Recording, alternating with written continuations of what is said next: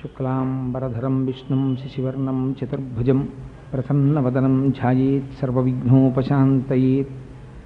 గురుర్బ్రహ్మా గురుర్విష్ణుః గురుర్దేవో మహేశ్వరః గురుస్సాక్షాత్ పరబ్రహ్మ తస్మై శ్రీగురవే నమః. వ్యాసాయ విష్ణురూపాయ వ్యాసరూపాయ విష్ణవే నమో వై బ్రహ్మనిధయే వాసిష్ఠాయ నమో నమః. కూజంతం రామ రామీతి మధురం మధురాక్షరం ఆరుహ్య కవితాశాఖాం వందే వాల్మీకికోకిలం. శృతిస్మృతిపురాణానాం ఆలయం కరుణాలయం నమామి భగవత్పాదం శంకరం లోకశంకరం. వాగర్ధావివ సంపృక్తౌ వాగర్ధప్రతిపత్తయే జగతః పితరౌ వందే పార్వతీపరమేశ్వరౌ. సూక్తిం సమగ్రేతున స్వయమేవ లక్ష్మీః శ్రీరంగరాజమహిషీమధురైః కటాక్షైః.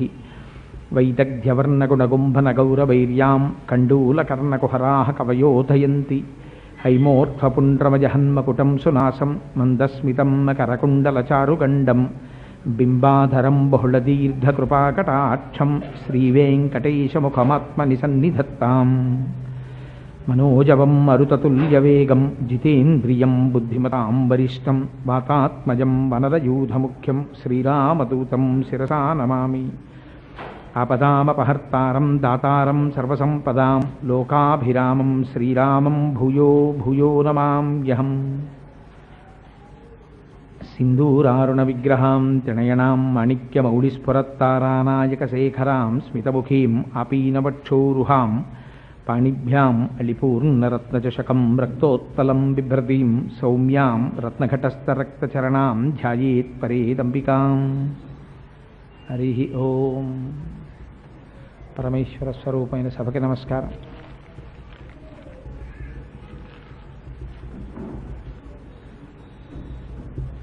ఈ అపార్ట్మెంట్లో ఇవాళ నేను ఉపన్యాసం చేయడానికి ఒక ప్రధానమైన కారణం ఉంది.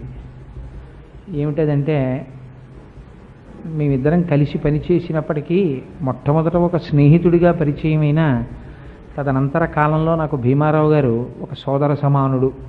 ఆయన్ని ఒక అన్నగారికి ఇచ్చేటటువంటి గౌరవాన్ని నేను ఇస్తూ ఉంటాను. మేమిద్దరం ఇప్పుడు సామర్లకోటలో కలిసి పనిచేయడం లేదు. నేను కాకినాడలో చేస్తున్నాను, ఆయన సామర్లకోటలో చేస్తున్నారు. ఇంచుమించు గత 2-3 సంవత్సరాల నుంచి ఇలా ఉంది. మేము కలిసి లేము ఒక చోట ఉద్యోగంలో. ఇద్దరం డిఫరెంట్ స్టేషన్స్లో చేస్తున్నాం. అయినా సరే మా ఇద్దరి మధ్య అనుబంధం మాత్రం అలాగే ఉంది. అది ఈశ్వర అనుగ్రహం. అందుచేత నాకు వారి మాటని తీసివేయలేని బలహీనత ఉంది. ఎందుచేత అంటే ఆయన అన్నగారిగా సంభావించడం చేత. వారిక్కడ ఫ్లాట్ తీసుకుని గృహప్రవేశం చేసినప్పటి నుంచి నా యందున్న వాత్సల్యం చేత నువ్వు వచ్చి నాలుగు ఏమైనా మంచి మాటలు చెప్తావా అని అడుగుతున్నారు. నేనేమి చెప్తాను భీమదేవా అంటూ వస్తున్నాను. అంటే లేదు లేదు, 1 సంవత్సరం అయిపోయింది, నువ్వు రాలేదు, నువ్వు ఒకసారి రావలసిందే అని నిగ్రహించారు. సరే, నేను రావడం వల్ల 4 మంచి మాటలు వినపడతాయని మీరు అనుకుంటే నాకు సంతోషమే, తప్పకుండా వస్తానని ఇవాళ బయలుదేరి వచ్చాను. తప్ప యథార్థమునకు నా దగ్గర తెలుసుకోవలసినంత అవసరం ఉన్నవాళ్ళు ఎవరూ లేరు. ఏదో మీరు చెప్పమన్నారు కాబట్టి, నేను చాలా ఎత్తైన ఆసనం ఒకటి వేశారు కాబట్టి దానికి తగినట్టు 4 మాటలు చెప్పకపోతే బాగుండదని చెప్పడం అంతే. సరే, మనకి ఏం చెప్పమంటారండి అని అడిగాను నేను భీమారావుని. ఏమైనా స్పెసిఫిక్గా ఈ విషయం గురించి మీరు చెప్తే బాగుంటుందని మీకు ఏమైనా ఆలోచన ఉందా, లేకపోతే నేను స్వేచ్ఛగా ఏమైనా చెప్పచ్చా అని. ముందు స్వేచ్ఛ అన్నారు, కానీ తర్వాత అన్నారు ఏదో పూజ గురించి ఏమైనా 4 మాటలు చెప్పబోయే అన్నారు. సరే అలాగే చెప్తానులేండి అన్నాను. మనకి పూజా విధానాన్ని ఋషులు నిర్ణయం చేసేటప్పుడు 2 రకాలైనటువంటి నిర్ణయం చేశారు. ఒకటి నిత్యకర్మ అంటారు, రెండవ దాన్ని నైమిత్తిక కర్మ అంటారు. నిత్యకర్మ వేరు, నైమిత్తిక కర్మ వేరు. నిత్యకర్మకి నైమిత్తిక కర్మకి తేడా తెలియాలంటే మొట్టమొదట పెద్దలతోడి కొంతకాలము తిరిగినటువంటి వాడై ఉండాలి. 2, పంచాంగము గురించి కొన్ని విషయాలు తెలిసి ఉండాలి. 3, భగవంతుని గురించినటువంటి విషయములలో సమగ్రమైన జ్ఞానము ఉన్నా లేకపోయినా గురి కుదిరిన వాడై ఉండాలి. అందుకే మనకి ఆఖరణ ఒక మాట చెప్తారు. భగవద్గీత అంతా చెప్పేసి చిట్ట చివర ఒక మాట అంటారు, నాస్తికుడికి, ఈశ్వరుణ్ణి నమ్మని వాడికి, పాషండుడికి దీన్ని చెప్పకు అంటారు. ఎందుకు చెప్పద్దు? అదేంటంటే వాడికే కదా చెప్పి మార్చాలి, మరి ఎందుకు చెప్పద్దు అంటారు? అంటే వాడికి అసలు భక్తి లేదు. వాడు ఎందుకు వింటాడంటే ఇది అబద్ధం అనడానికి వింటాడు వాడు. తప్ప ఇందులో ఏదో ఉందని తెలుసుకోవడం మొదలు పెడితే అందులో ఉన్నదేమిటో తెలుస్తుంది. అసలు ఇందులో ఏమీ లేదని వినడం మొదలెట్టిన వాడికి నువ్వు ఎంత చెప్తే అర్థం అవుతుంది. అందుకని అటువంటి పాషండుడికి చెప్పకు అంటారు. ఆ పాషండత్వం ఉన్నంతసేపు నైమిత్తిక కర్మ అర్థం కాదు, నిత్యకర్మ యందు గురి కుదరదు. అందుకని పెద్దలు నిత్యకర్మ నైమిత్తిక కర్మ అని రెండు కింద విడదీశారు. ఈ నిత్యకర్మ నైమిత్తిక కర్మ తప్పకుండా ప్రతివారు చేయవలసినది. అయితే ఒక మినహాయింపు ఇచ్చారు శాస్త్రంలో. నిత్యకర్మ మారుతుంది. నిత్యకర్మ అంటే ప్రతిరోజు చేయవలసినటువంటి కర్మ. ఇది అందరికీ ఒకలా ఉండదు. శాస్త్రం చాలా గౌరవంగా మాట్లాడింది. ఒక చిన్న పిల్లవాడు ఉన్నాడు అనుకోండి, నా కొడుకు ఉంటాడు, నా కొడుక్కి ఏమీ తెలియదు. అప్పుడు వాడిని ఏమంటామంటే, నాన్న ఒక్కసారి పూజా మందిరంలోకి వెళ్ళి రామా రామా రామా అని ఒక నమస్కారం చేసుకో అంటాం. నేనున్నాను అనుకోండి, నేను కూడా రామా రామా రామా అని వచ్చేసాను అనుకోండి, తప్పని నేను అంటలేదు, అది యథార్థమే. సమయం లేనప్పుడు శ్రీరామ రామ రామేతి రమే రామే మనోరమే సహస్రనామ తత్తుల్యం రామనామ వరాననే 3 మాటలు చెప్పచ్చు. ఎప్పుడు సమయం లేకపోతే. సమయం లేకపోవడం అంటే మీరు కృతకంగా సమయం లేదని చెప్పేస్తే కుదరదు, నిజంగా సమయం లేని తనమై ఉండాలి, అప్పుడు చెప్పచ్చు. నిత్యకర్మ అంటే మీరు విడిచిపెట్టకూడనటువంటి కర్మ.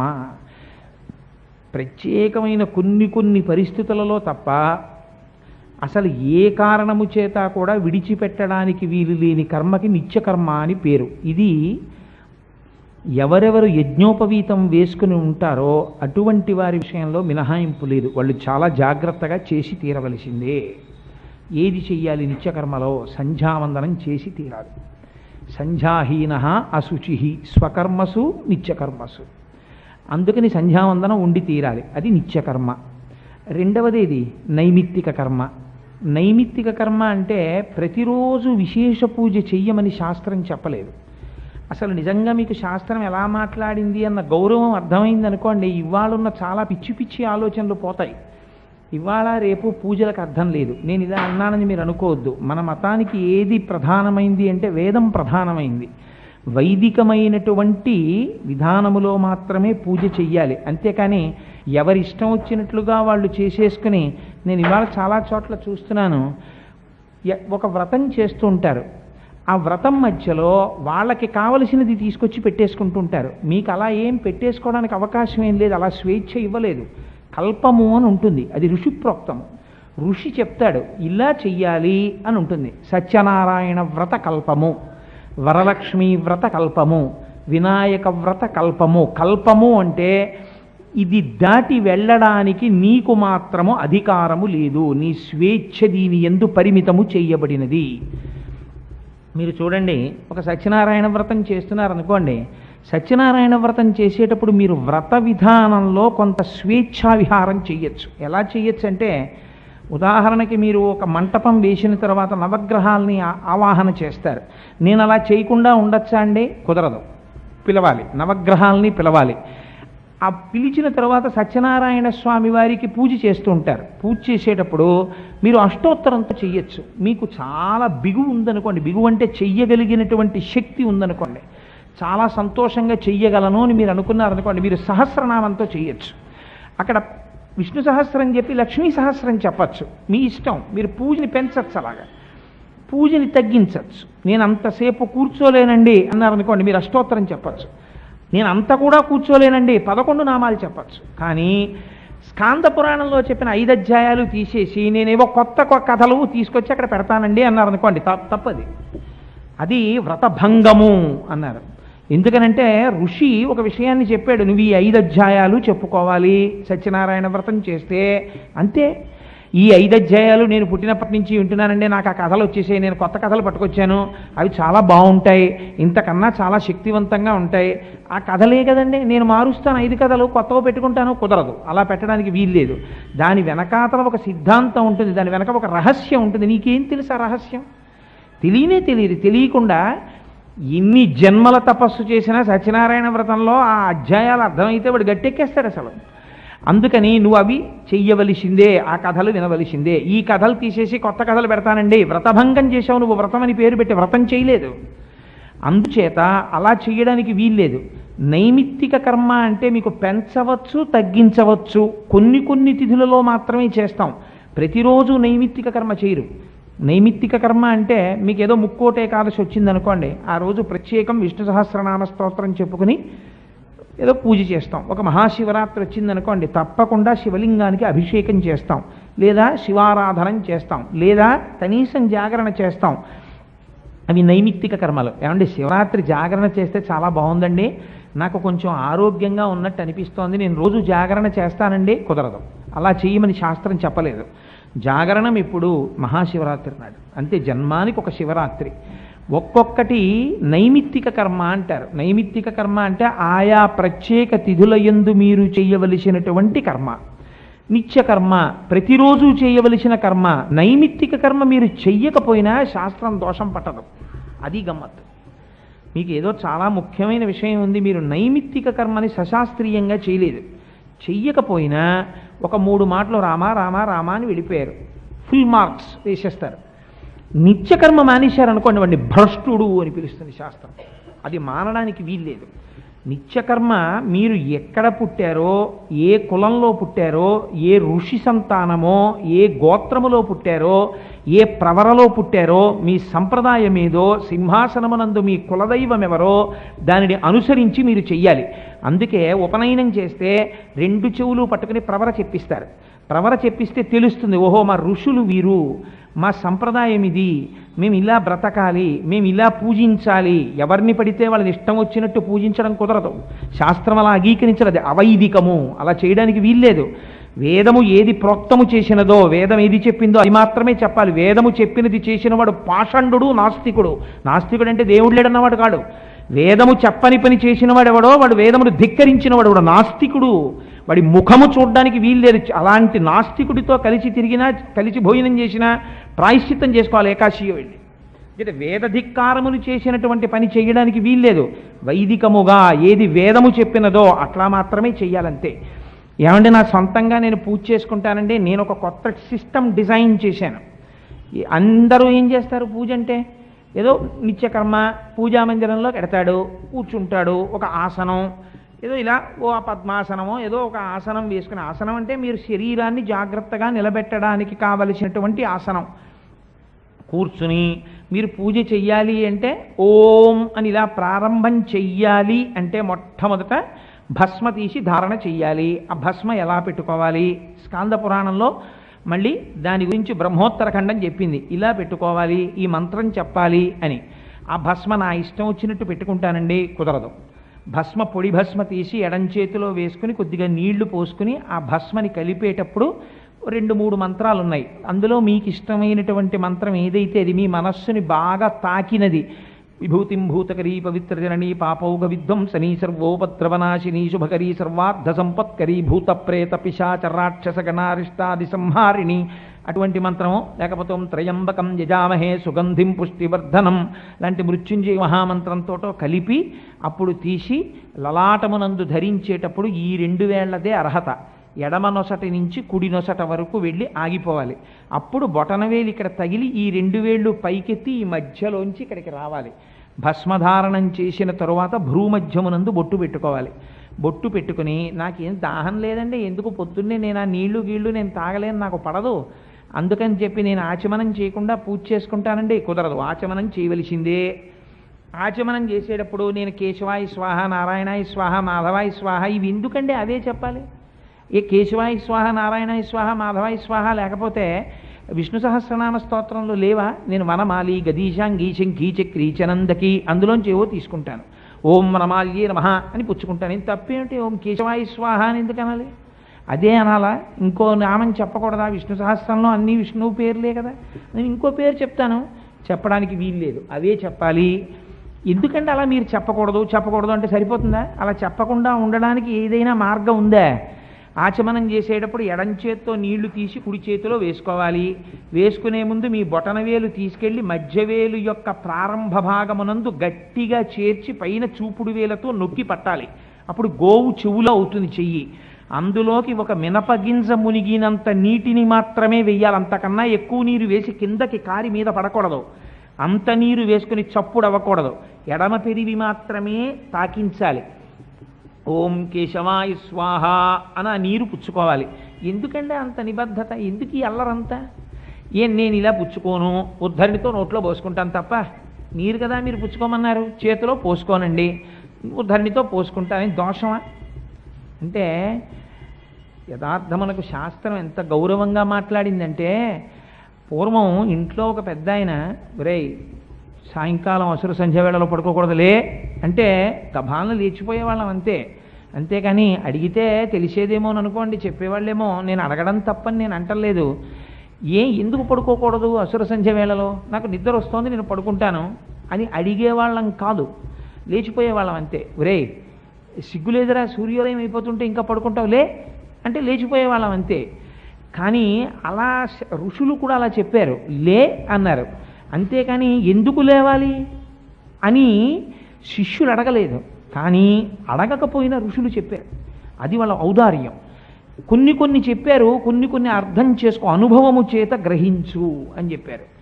నేను మీకు ఒక్కదాన్ని మాత్రమే ఇవాళ ఉదాహరణ ఇస్తాను. నేను పూజా విధానానికి అంతటికీ కూడా అలా నేను చెప్పడం ప్రారంభం చేశాను అనుకోండి, ఇంక నేను మీ అపార్ట్మెంట్లో ఒక 40 రోజులు ప్రసంగాలు చేయాలి రామాయణంలాగా. అందుకని ఎడమ చేత్తో మీరు నీరు తీసుకుని ఉదయం వెళ్ళి కూర్చున్నారనుకోండి పూజకి, కూర్చోగానే మనకి ఇక్కడ స్వరపేటిక అని ఉంటుంది. స్వరపేటిక అంటే మీ లోపల నుంచి వచ్చేటటువంటి వాయువుని ఇక్కడికి వచ్చేటప్పటికి శబ్దముగా మార్చగలిగినటువంటి ఒక పరికరం. దాన్ని ఈశ్వరుడు ఉదారంగా మనకి కటాక్షించాడు. ఆ స్వరపేటిక ఇక్కడ ఉంటుంది. ఆ స్వరపేటికని శాస్త్రం అంది, అది ఒక ముళ్ళపంది తోక ముడుచుకుంటే ఎలా ఉంటుందో అలా ఉంటుంది. దానికి మనం స్కూటర్కి వాటికి గేర్ వైర్లోనూ వాటిల్లోనూ కొంచెం లూబ్రికేషన్ అని ఆయిల్ వేస్తాం. అలాగే దానికి కూడా కొద్దిగా లూబ్రికేషన్ అవసరం అవుతుంది. ఈ మధ్య ఉపన్యాసాలు ఎక్కువైపోయి నా కంఠం దెబ్బతింటే నేను ఒక ఈఎన్టీ స్పెషలిస్ట్ దగ్గరికి వెళ్ళాను. వెళితే వాడు కంప్యూటర్లో నా కంఠం చూపించి, చూసారా మీ వోకల్ కార్డ్స్ ఎలా వాచిపోయాయో, రోజుకు 3-4 ప్రసంగాలు మీరు చెయ్యకండి, లూబ్రికేషన్ ఉండాలి కోటేశ్వరరావు గారు, కొద్దిగా నీళ్లు తాగాలండి ఉపన్యాసం మధ్యలో అన్నారు. అయ్యా నాకు అది అలవాటు లేదండి, అలా నేను తాగితే చెప్పలేనన్నాను. పోనీ వెళ్ళిపోయేటప్పుడైనా కొద్దిగా నీళ్లు తాగి వెడుతుండండి అన్నారు. మన ఋషులు ఎంత గొప్పగా చెప్పారంటే, మీరు రాత్రంతా నిద్రపోయినప్పుడు ఈ కంఠం పనిచేయదు, స్వరపేటికతో మీరు ఏం మాట్లాడనప్పుడు ఈ స్వరపేటిక అంతా కూడా కొద్దిగా కుంచుకుంటుంది. మీరు పూజ దగ్గరికి వచ్చి ఒకేసారి మాట్లాడడం మొదలెట్టారనుకోండి, మాట్లాడడం అంటే పూజ చేయడం మొదలుపెట్టేస్తారు. సుప్రభాతం మొదలుపెట్టి కౌసల్యా సుప్రజారామ పూర్వా సంధ్యా ప్రవర్తతే అని మొదలెట్టేసిన తర్వాత ఓ గ్లాసులు మంచినీళ్ళు ఎట్లా తాగుతాను అనరు కదా, మధ్యలో మళ్ళీ నీరాజనం వరకు నీరు పొయ్యకుండా స్వరపేటికని వాడారనుకోండి, స్వరపేటిక దెబ్బతినేస్తుంది. అందుకని మన వాళ్ళు అలాగని నీళ్లు పుచ్చుకో అని అనలేదు. ఎంత గౌరవంగా మాట్లాడారో చూడండి. మినపగింజ మునగడానికి కావలసినంత నీరు మాత్రమే మీరు ఉదయం వెళ్ళి ఆ గోకర్ణ ముద్ర పట్టి అందులోకి నీరు పోసి పెట్టగానే శరీరంలో ఉండేటటువంటి విద్యుత్తుతో ఆ నీరు కలుస్తుంది.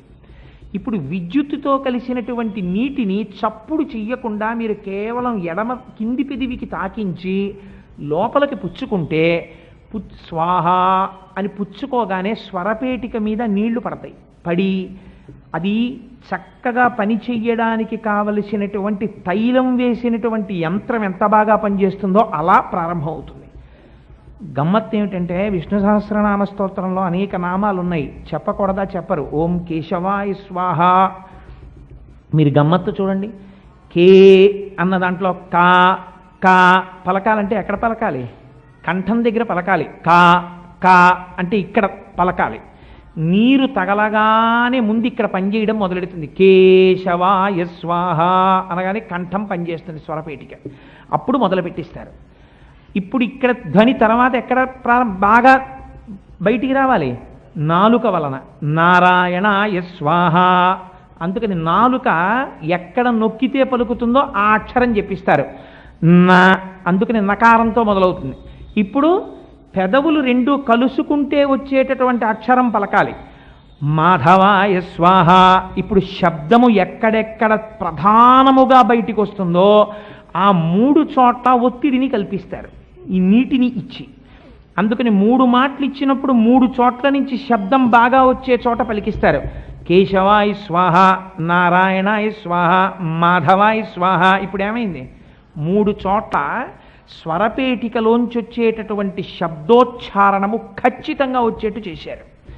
ఇప్పుడు మీకు ఒక అనుమానం రావచ్చు, ఏమంటే మేము కేశవాయ స్వాహానం కా నా మా అంటాం, మీకేమిటి అభ్యంతరం?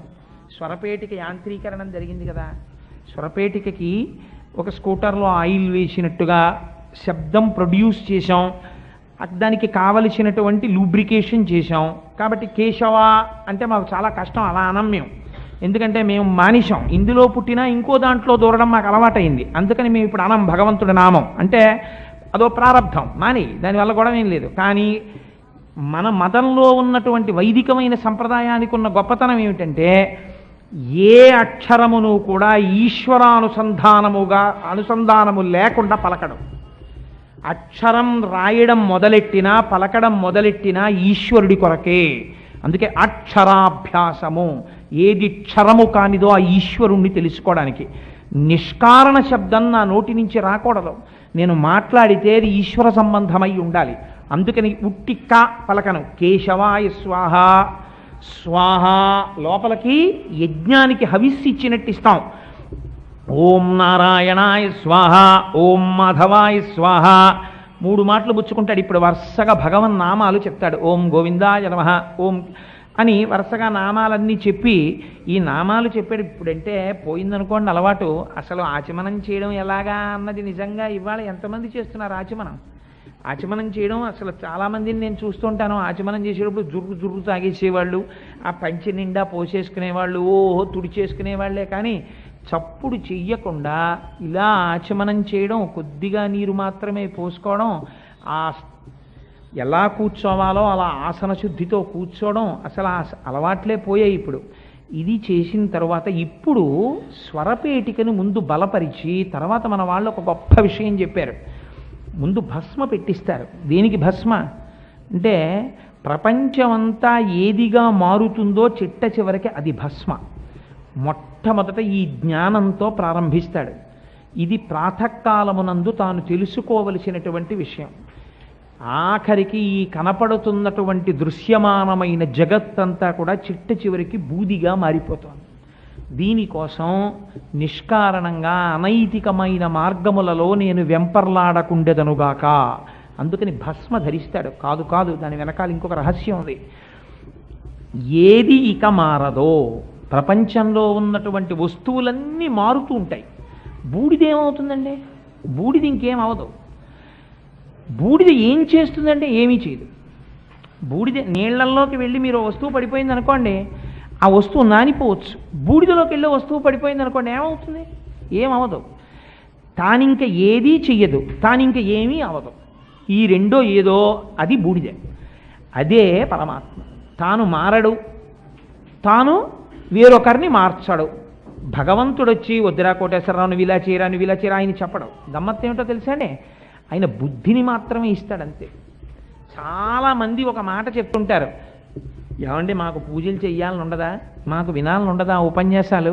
మా నొసటను రాసేసాడండి భగవానుడు, మమ్మల్ని ఇలా దుష్కర్మ యందు తిరగమని రాశాడు. మీ అదృష్టం మీకు ఇలా రాశాడు, ఆ అపార్ట్మెంట్లో ఈ అపార్ట్మెంట్లో ఏవో తెలుసున్నట్టుగా 4 మాటలు చెప్పమని. అందుని మీరు ఉపన్యాసాలు చెప్తారు, మేము ఇలా తిరుగుతాం. ఈ రాసేసిన తర్వాత ఎక్కడికి పోతుందండి? ఇంకా అంతే, మేము ఇలాగే ఉంటాం అంటాడు. తప్పది, అలా చెప్పలేదు శాస్త్రంలో. బుద్ధి అనబడేటటువంటిది సృష్టిలో ఇక ఏ ప్రాణికి ఇవ్వలేదు. వాక్కు బుద్ధి ఈ 2 ఎవరికి ఇచ్చారో తెలుసా అండి? ఒక్క మనుష్యుడికి. మీరు ప్రయత్నపూర్వకమైనటువంటి పరిశ్రమ చేశారనుకోండి, మీరు మార్చగలరు. 2 రకాలుగా మార్చమని చెప్తుంది శాస్త్రం. మయ్యేవ మన ఆధత్సామయి బుద్ధిం నివేశయ అంటాడు భగవద్గీతలో స్వామి.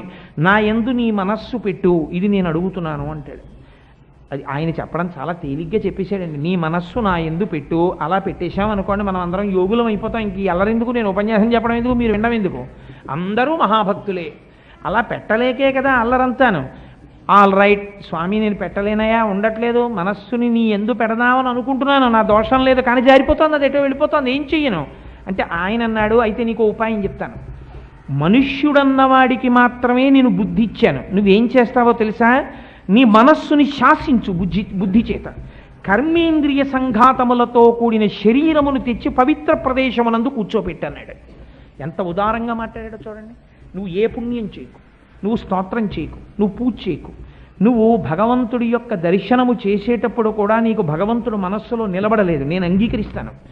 స్వామి ఎప్పుడు శాసించి మాట్లాడు, చాలా ఔదార్యంతో మాట్లాడతాడు.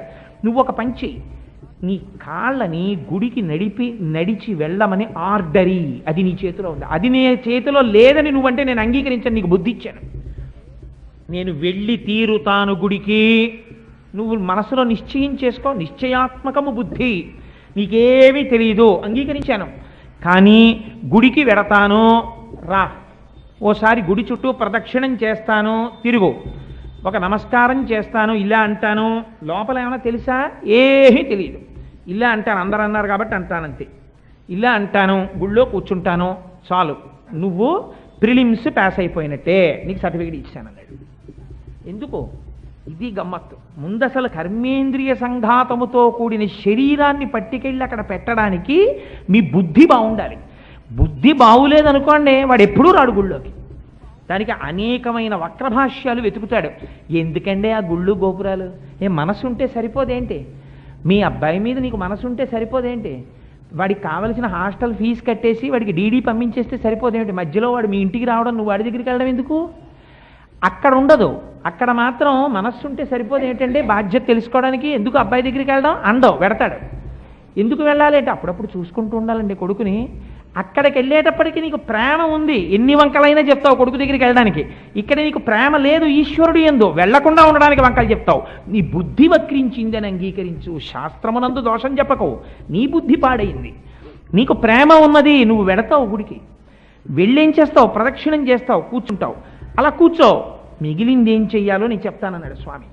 నువ్వు వెళ్ళగా వెళ్ళగా వెళ్ళగా నీ మనస్సుకి ఒక బలహీనత ఉన్నది. ఏది అలవాటు చేశావో దాన్ని పట్టుకుంటుంది. ఓసారి గుళ్ళోకి వెళ్ళి రావాలి, 8:30 అయింది కదా, గుళ్ళోకి వెళ్ళి రావాలంటుంది, గుడికి వెడుతుంది. ఓసారి అలా తిరుగుతుంది, కాసేపు కూర్చుంటుంది. మెల్లిమెల్లిగా కూర్చున్న తర్వాత ఊరుకుంటుందా? ఆయన ఎవరో రుద్రాభిషేకం చేస్తుంటాడు, మనం కూడా పోనీ ఒక్క సోమవారం వచ్చి అభిషేకం చేసుకుంటే పోలేదా అంటుంది. అభిషేకం చేస్తుంది. ఆయన ఆచమనం చేయండి, ఓం కేశవాయ స్వాహ అంటాడు. జుర్రు తాగడం మొదలెడతాడు, మీద పడతాడు. ఆయన అంటాడు, అమ్మ అలా తాగకూడదు బాబు, చక్క ఇలా పోసుకుని ఇలా పట్టుకుని చప్పుడు చేయకుండా ఇలా పుచ్చుకో అంటాడు. పుచ్చుకున్నాడు, ఏదో కొద్దిగా వచ్చింది. ఇది ఏదో అలవాటు పోతుందేమో, పోనీ రోజోసారి ఓం కేశవాయ స్వహం నారాయణ స్వహం మాధవాయ స్వహ అంటే తప్పేమిటని ఇంట్లో మొదలెడతాడు. ఇప్పుడు అనుమానం బయలుదేరింది, ఇలా ఎందుకనాలి కేశవాయ స్వాహ నారాయణ స్వాహ మాధవాయ స్వాహ? 10 మందిని అడుగుతాడు, ఏమంటే ఎందుకండి కేశవాయ స్వాహాయే అనాలి, ఇంకో మాట అనకూడదా? నేను శంభవే స్వాహ అంటాను, లేకపోతే ఓం అయ్యప్ప స్వామిని స్వాహ అంటాను, ఏ అనకూడదా? నేను పూజ చేస్తున్నాను అయ్యప్ప స్వామిని, నేను దీక్షలో ఉన్నాను. అయ్యప్ప స్వామి దీక్షలో ఉన్న వాళ్ళు ఆచమనం చేస్తే అయ్యప్ప స్వామి నామం చెప్పడం మీరు విన్నారా? ఉండదు, కేశవాయ స్వాహాయే. కారణం నేను ఇందాక మీకు చెప్పింది, కకారంతో లూబ్రికేట్ అవ్వాలి. కా బ్రహ్మశబ్దం, కా ఆనంద శబ్దం, కాతో అసలు ఏది ప్రారంభించినా పెద్దలు కకారంతో ప్రారంభం చేస్తారు. అందుకే శివానంద లహరిని శంకర భగవత్పాదులు ప్రారంభం చేస్తే కళాభ్యాం చూడాలంకృత కళాభ్యాం అని మొదలెట్టారు. అందుకని పూజ కూడా కా కేశవాయ స్వాహతోటే మొదలు. చాలా ఎంత గొప్పగా మాట్లాడారండి మన వాళ్ళు. నిజంగా ఋషులు దార్శనికులై మాట్లాడారు. అనవసరపు మాటలు, పనికిమాలిన వాళ్ళు మాటలు వాళ్ళు మాట్లాడలేదు. ఈ బుద్ధి మిమ్మల్ని ఈశ్వరుడి వైపుకి తిప్పాలి. ఎంత తిప్పితే మీరంత సుఖంగా ఉంటారు. మీకు నేను ఒక్క మాట చెప్తాను, మీరు వినండి. నా వాచి పోయిందనుకోండి, ఒక ఉదాహరణకి చెప్తున్నాను. నాకు వాచి ఒకటి పడిపోయింది ఎక్కడో, వెంటనే నేను ఈశ్వరానుగ్రహం చూడడం అలవాటైందనుకోండి. నాకు చూసావా, ఈ వాచి పోవడం వెనక అసలు నాకు ఏదో రక్షణ ఉందన్నమాట. ఈశ్వరుడు నన్ను ఎక్కడో రక్షిస్తున్నాడు. ఈ వాచీయే పోకపోతే నాకు ఏదో ప్రమాదం జరిగి ఉండేదన్నమాట. అందుకని ఇవాళ ఈశ్వరుడు వాచీని తీసేసి నాకు ఏదో పెద్ద విషయాన్ని రక్షిస్తున్నాడు అని నేను అనుకున్నాను అనుకోండి. ఇప్పుడు నా మనస్సు సంతోషంగా ఉంటుందా, దుఃఖంగా ఉంటుందా? సంతోషంగా ఉంటుంది. ఎందుకని అంటే మీ మనస్సు మీదే మీ సుఖం కానీ మీ దుఃఖం కానీ ఆధారపడి ఉంటుంది. మనోహిహేతు సర్వేషాం ఇంద్రియాణం ప్రవర్తనే శుభా స్వవస్థాసు తచ్చమేసు వ్యవస్థితం. ఎక్కడ మనస్సు ఎలా ఉంటుందో దాన్ని బట్టే వాడి సుఖ సంతోషములు నిర్ణయింపబడి ఉంటాయి. అన్నీ ఉన్నా ఏడుస్తున్నవాడు వాడు ఉంటాడు. ఎందుకుంటాడంటే వాడి మనస్సు వాడిని సంతోషంగా ఉండనివ్వదు. ఏది లేదో దాన్ని వెతుక్కుంటాడు. ఏమీ లేనివాడు వాడు ఉంటాడు, వాడు చాలా సంతోషంగా ఉంటాడు. ఎందుకంటే నాకు అన్నీ ఉన్నాయని వాడు సంతోషంగా ఉంటాడు. ఏవేవి ఎవరికి లేనివి తనకున్నాయో గుర్తు తెచ్చుకొని వాడు పరమ సంతోషంగా ఉంటాడు. ఎంత ఆశ్చర్యం అండి! ఇలాగ జీవితాన్ని పండించుకునే వాళ్ళు కొంతమంది ఉంటారు. ఇది మీకు బుద్ధి ఇలా భగవంతుడి వైపుకే తిరగాలి అంటే ఆ మనస్సుని బుద్ధిని నిలబెట్టడం చేత కావాలి. ఈ చేత కావాలంటే మనస్సుని నిగ్రహించాలి. నిగ్రహించాలంటే ఆజ్ఞాచక్రము యందు మనస్సు ప్రవర్తిస్తుంది. అందుకని ఈ భ్రూమధ్యమునందు ఉండేటటువంటి కేంద్రము ఆజ్ఞా కేంద్రం, అక్కడ మనస్సు నిలబడుతుంది. మనస్సు అక్కడి నుంచే కదులుతుంది. అందుకని పెద్దలు ఏం చెప్తారంటే దాన్ని కుంకుమతో అలంకారం చేయమని చెప్తారు ఆజ్ఞాచక్రాన్ని. అలా అలంకారం చేస్తే దానికి 2 శక్తులు వస్తాయి. ఒకటి, ఎప్పుడు ఏ విషయం మీద తాను మాట్లాడుతున్నాడో ఆ విషయం మీద నిబ్బరంగా నిలబడుతుంది. నేను ఇక్కడికి వచ్చి మీకు ఉపన్యాసం చెప్తాను అని చెప్పి తీరా వచ్చిన తర్వాత నిత్యకర్మ నైమిత్తిక కర్మ అంటే ఈ మధ్య మర్చిపోయానండి, చాలా రోజులు అయిపోయింది, కానీ ఇప్పుడే నేను టైటాన్ షోరూమ్కి వెళ్ళొచ్చాను, వాచీల గురించి చెప్తాను మీకు అన్నాను అనుకోండి, మీరు ఏమంటారు, వీడు బుద్ధిహీనుడు అంటారు. మనస్సుని నిలబెట్టాలి అనుకోండి, మీరు మొదలుపెట్టిన విషయమునందే మీ మనస్సు నిలబడాలనుకోండి, ఆ మనస్సును నిగ్రహించగలిగిన శక్తి ఆజ్ఞాచక్రం వల్ల వస్తుంది. ఈ ఆజ్ఞాచక్రం అమ్మవారి అనుగ్రహం చేత పూరకము కావాలంటే దాన్ని కుంకుమ చేత అలంకారం చేయాలి. శాశ్వతమైన జ్ఞానం శివానుగ్రహంగా పొందడానికి విభూతి చేత లలాటము అలంకారం కావాలి. ఇప్పుడు ఏం చేస్తారు పూజలో? దీపం ప్రజ్వాల్య, ఒక దీపం వెలిగిస్తారు. దీపం ఎందుకండి? 11ంటికి పూజ చేసినా దీపమే, 12ంటికి పూజ చేసినా దీపమే, 5ంటికి పూజ చేసినా దీపమే. ఎందుకు ఈ దీపం? నాకు దీపాలంటే చాలా భయం, తెలుసా అండి. నేను ఇవాళ మీకు ఒక మాట చెప్తాను, మీరు మనసు కష్టపెట్టుకోకండి. ఎక్కడికైనా వెడితే సాధారణంగా ఏమంటారంటే దీప ప్రజ్వలన, వాడు కార్డులో ఒక ఐటెం కింద వేస్తాడు, వేసి మీరు దీపం వెలిగించండి అంటాడు. నేను వెలిగించనని చెప్తూ ఉంటాను. అయ్యా నేను వెలిగించనండి, మీరెవరైనా వెలిగించండి అంటుంటాను. కారణం ఏంటో తెలుసా అండి? ఒకసారి మీరు దీపం వెలిగిస్తే ఆ కార్యక్రమం అయిపోయే వరకు ఆ దీపం వెలిగేటట్టుగా చూసుకోవడం మీ బాధ్యత. మీకు అలా ఉంచడం చేత కానప్పుడు వెలిగించమని ఇంకోరిని అడగకూడదు. ఆ పాపం వాడికి మూట కడదామనే. ఎందుకు దీపం వెలిగించడం? మరి మీ పూజలో దీపం ఆరిపోయాక మీరు పూజ చేస్తారా? మరి ఎందుకు దీపం వెలిగించారు మీరు?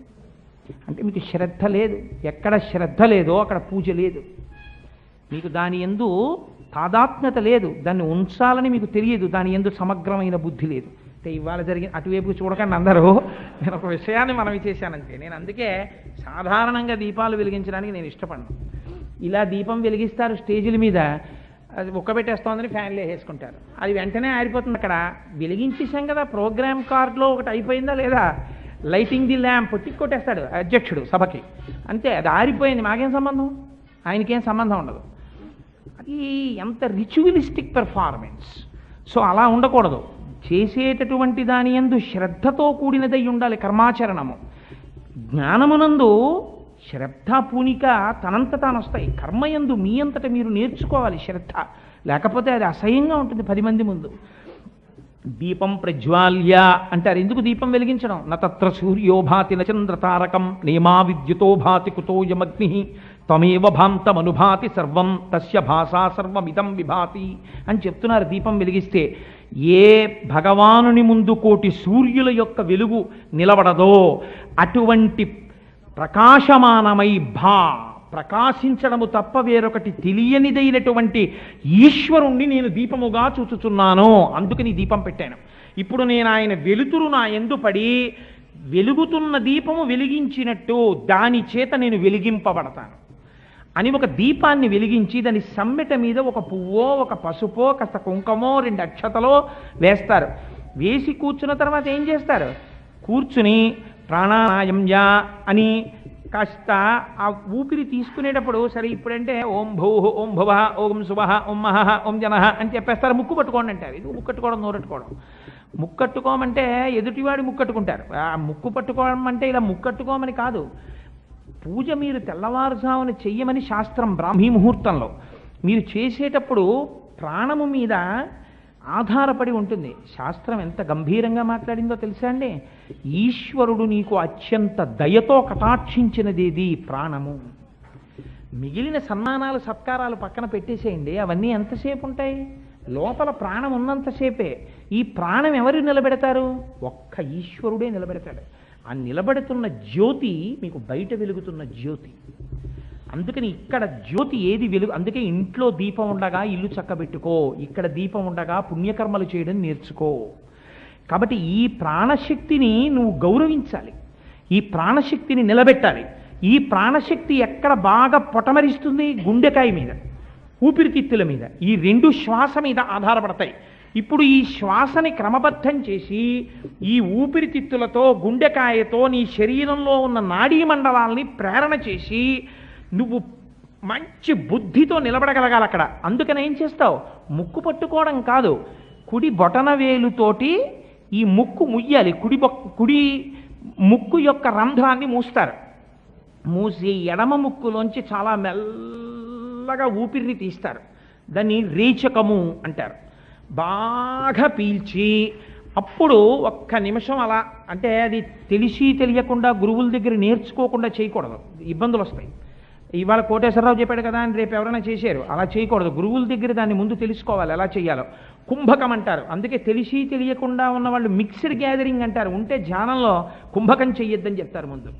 ఇప్పుడు కుంభకం చేస్తారు. కుంభకం చేయగానే ఏమవుతుందో తెలుసా అండి? ఊపిరి ప్రాణవాయువు లోపల తిరుగుతుంటే మనస్సు తిరుగుతుంది. మనస్సు దేని మీద ఆధారపడుతుందంటే ప్రాణవాయువు మీద ఆధారపడుతుంది. అది వ్యగ్రతతో తీస్తున్నారు అనుకోండి అని, అది కూడా తీవ్రంగా కదులుతుంది. అందుకే కోపం బాగా వస్తే ఊపిరి బాగా తీసేస్తుంటాడు. క్రోధకృత్కర్త, తన కోపమే తన శత్రువు, తన శాంతమే తనకు రక్ష. చంద్రశేఖర పరమాచార్య స్వామి దీని గురించి అద్భుతంగా మాట్లాడారు. తను మెల్లగా ప్రశాంతతలోకి వెళ్ళిపోతుంటే ముక్కు లోపలికి వెళ్ళేటటువంటి వాయువులు తారుమారైపోతాయి. ఒక వైపు నుంచి వెళ్ళేది ఇంకో వైపు నుంచి వెళ్ళి ఒక వైపు నుంచి వచ్చేది ఇంకో వైపు నుంచి రావడం మొదలవుతుంది. అది తాను గ్రహించడం. అప్పుడు అపారమైన ఆనందాన్ని పొందేస్తాడు. ఆ ఆనందంలో శరీరంలో ఉన్న నాడీ మండలం, గుండె, ఊపిరితిత్తులు బలపడతాయి. అందుకని ఈ బొటన వేలుతో మూస్తారు. మూసి మెల్లగా పీలుస్తారు. కుంభకమని నిలబెడతారు కాసేపు. ఆ తర్వాత మళ్ళీ ఈ రెండు వేళ్లతో దీన్ని మూస్తారు, ఎడం ముక్కుని. మెల్లగా కుడి ముక్కులోంచి కిందకి విడిచిపెడతారు. అలా విడిచిపెడితే ఏమవుతుందంటే ఈ ప్రాణాయామం చెయ్యడం చేత గుండె, ఊపిరితిత్తులు బలాన్ని పుంజుకుంటాయి. నాడీ మండలం అంతా ఉత్సాహాన్ని పొందుతుంది. ఇప్పుడు తను చేస్తున్నటువంటి పని యందు బుద్ధి నిలబడుతుంది. తను ఆనందించగలుగుతాడు. తను ఒక పని చేస్తూ యాంత్రికంగా చేయడం కాదు. ఒక పూజ చేసేటప్పుడు ఒక పువ్వు తీసి ఇలా వేశాడు అనుకోండి. నేను మీకు ఒక ఉదాహరణ చెప్తాను. నేను ఇటువంటి ఉదాహరణ మీకు చెప్పాను అని మీరు నా మీద కోప్పడకండి. కోటేశ్వరరావు గారు ఏంటి ఉపన్యాసాల్లో ఇలాంటివి చెప్పాడు అని. అంటే ఒక్కొక్క మహానుభావుడి జీవితం ఎలా ఉంటుందో చెప్పడానికి మీకు నేను ఒక ఉదాహరణ చెప్తాను. మనకి కాశీనాథుని విశ్వనాథ్ గారని ఒక సినిమా డైరెక్టర్ గారు. ఆయన బయట ప్రపంచానికి సినిమా డైరెక్టర్ ఏమో, నాకైతే విశ్వనాథ్ గారు ఎక్కడైనా కనపడితే అక్కడ ఎదురుగుండా బురదగుంటుండి నేను తెల్లబట్టలతో ఉంటే నేను ఒక్క క్షణం ఆలోచించకుండా బురదగుంటలో కింద పడిపోయిన పాదాలకి ప్రణిపాతం చేసేస్తాను. ఆయన అంతటి మహానుభావుడు నా దృష్టిలో. నాకు అంత ఇష్టం ఆయనంటే. ఆయన ఒక ఋషి. అందుకే ఆయన ఆలోచనలు అలా ఉంటాయి. వారు ఒక సినిమా తీశారు సప్తపది అని. ఆ సప్తపదిలో భార్య దగ్గరికి మొట్టమొదటి రోజు వెళ్ళినప్పుడు ఆయనకి భార్య యందు అమ్మవారు కనపడుతుంది. అప్పుడు అయ్యిగిరి నందిని నందితమోదిని విశ్వ వినోదిని నందినుతే అని ఒక పాట, మహిషాసురమర్దని స్తోత్రం. అక్కడ మీరు గమనించారో లేదో, అమ్మవారికి నిర్మాల్యం తీస్తుంటాడు ఆయన. అది ఆయనకి కనపడుతుంటుంది. ఆవిడ దగ్గరికి వెడితే నిర్మాల్యం తీస్తున్న సందర్భం మీరు ఏ గుళ్ళోనైనా అలా చూశారా? నాకు చూపించండి. అమ్మవారి ఇలా పద్మాసనం వేసుకుని పట్టుబట్టతో ఉంటే ఆయన నిర్మాల్యం తీస్తాడు. ఆ పిల్లాడు చాలా మెల్లగా జాగ్రత్తగా పువ్వులన్నీ ఇలా తీస్తాడు ఒక పాత్రలోకి. అమ్మవారి బట్ట మీద ఉన్న కుంకం బహుజాగ్రత్తగా ఇలా తీస్తాడు. ఎందుచేత? అది విగ్రహం అన్న భావన మీకు ఉందనుకోండి, టకటక లాగేస్తారు.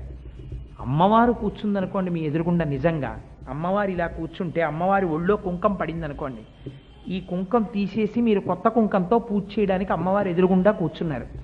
మీరు ఎంత జాగ్రత్తగా తీస్తారు? ఒక బంగారు పాత్ర పట్టుకుని కుడి చేత్తో మెల్లగా అమ్మకి నొక్కుకోకుండా మెల్లగా ఆ కుంకం తీస్తారా? తీరా? అలా తీయాలంటే మొట్టమొదట మీకు అసలు ఆ భావన మనస్సులో ఉండాలి. అసలు దర్శకుడి మనస్సులో భావన ఉంటే నటుడికి వస్తుంది. లేకపోతే నటుడికి ఎక్కడి నుంచి వస్తుంది? అంటే విశ్వనాథ్ గారి పూజ ఎలా ఉంటుందో మీరు దాన్ని బట్టి ఊహించండి. ఆయన ఎన్నో సన్నివేశాల్లో ఆయన ఏమిటో ఆయన నిరూపించుకున్నాడు ఆయన. నేను అందుకని ఈ మాట చెప్పాను, ఉట్టినే చెప్పలేదు. నేను ఏదో సినిమాల గురించి చెప్పాలన్న తాపత్రయం కాదు. మీకు ఆ బుద్ధి నిలబడాలనుకోండి ఒక పూజ చేసేటప్పుడు, అందుకని ప్రాణాయామం ముందు చేయిస్తారు. ప్రాణాయామం చేసి మనస్సుని నిలబెట్టి బుద్ధిని కేంద్రీకరించి ఇప్పుడు పూజ చేయడం ప్రారంభిస్తారు. ఇప్పుడు పూజ చేయడం ప్రారంభించిన తర్వాత మీ మనస్సు రమించిపోతోంది. చేసేది షోడశోపచార పూజే. ఎవరు చేసినా 16 ఉపచారాలు. 17వ ఉపచారం ఇంకా లేదు శాస్త్రంలో. 16 కళలు, 16 ఉపచారాలు, మనిషికి 16 క్రియలు అంతే. అందుచేత ఆ 16 ఉపచారాల్ని మనస్సు యందు పరమభక్తితో చేస్తాడు. ఇది పూజ. ఈ చేసేటప్పుడు అసలు ఎందుకు భగవంతుణ్ణి పూజ చేయడం? పూజ చేయలేదనుకోండి, నేను పూజ చెయ్యకుండా నేను తిరుగుతాను, తిరిగితే నాకు ఏమిటి లోటు వచ్చింది? పూజ చేయని వాడికి కొడుకు పుట్టాడు, పూజ చేయని వాడికి ఉద్యోగం వచ్చింది, పూజ చేయని వాడికి జీతం వచ్చింది, పూజ చేయని వాడు బాగున్నాడు. ఇంకా మాట్లాడితే భగవంతుడిని నిందించేవాళ్ళు కూడా బాగున్నారు. నేను ఎందుకంటే ఇంత కష్టపడి తెల్లవారుజామున లేచి స్నానం చేసి పూజలు చేసి పునస్కారాలు చేసి ఎందుకు వచ్చింది ఎల్లరంతా నాకు? అంటే మీరు ఒకటి బాగా జ్ఞాపకం పెట్టుకోండి. వ్యాసుడు అంటాడు దేవి భాగవతంలో, కాలోహి బలవాన్ కర్త సతతం సుఖదుఃఖయోహో నరాణాం పరతంత్రాణం పుణ్య పాపానుయోగత అంటాడు. ఈశ్వరుడు ఎక్కడో ఉండడు, కాలస్వరూపంలో ఉంటాడు. కాలము రూపములో ఉండి భగవానుడు మీకు రక్షణ చేస్తూ ఉంటాడు. చేత అన్నింటికన్నా చాలా గొప్పగా మీకు ఈశ్వరుడు కనపడేది ఎక్కడా? మీ చేతివాచిలోని కదండి. ఆయన కాలస్వరూపుడై ఉన్నాడు. ఎప్పటికప్పుడు కాలాన్ని చెప్పేస్తూ ఉంటాడు. ఈ కాలంలోనే మీకు సుఖం వస్తూ ఉంటుంది, దుఃఖం వస్తూ ఉంటుంది. మీరు దీన్ని ఆపలేరు. మీరు ఎంత చదువుకున్నవారు అవ్వచ్చు, మీరు రాడార్లు కనిపెట్టగలరేమో, ఇంకోటి కనిపెట్టగలరేమో, గంటకి 120 కిలోమీటర్ల వేగంతో ఈదురుగాలులు వీస్తాయని చెప్పగలరు. 120 కిలోమీటర్ల వేగంతో ఈదురుగాలులు వీచకుండా మీరు చేయండి, మీరు చేయలేరు. 120 కిలోమీటర్ల వేగంతో వీచిన ఈదురుగాలులకి చెట్లు పడిపోకుండా మీరు చేయండి, మీరు చేయలేరు. అలా మామూలుగా ఉంటే అది వాయువు. ఈ ప్రకృతి ప్రకోపిస్తే, కృతజ్ఞతతో మనిషి ప్రవర్తిస్తే ఆయన ప్రభంజనుడు. శాస్త్రం వెంటనే రౌద్రస్వరూపాన్ని చెప్పింది. మన మతానికి ఉన్న గొప్పతనం ఎక్కడో తెలుసా అండి? పాపానికి ఫలితం ఇచ్చేటప్పుడు భయపెట్టడానికి ఇంకోడెవడో రావడం, పుణ్యానికి ఫలితం ఇచ్చేటప్పుడు మనని జోకొట్టడానికి మనని ధైర్యం చెప్పడానికి భగవంతుడు రావడం ఉండవు. భయపెట్టేవాడెవడో పరమాత్మ, భయం తీర్చేవాడెవడో పరమాత్మ. భయకృద్భయనాశన. మీరు విష్ణు సహస్రంలో చదువుతున్నారా, చదవట్లేదా?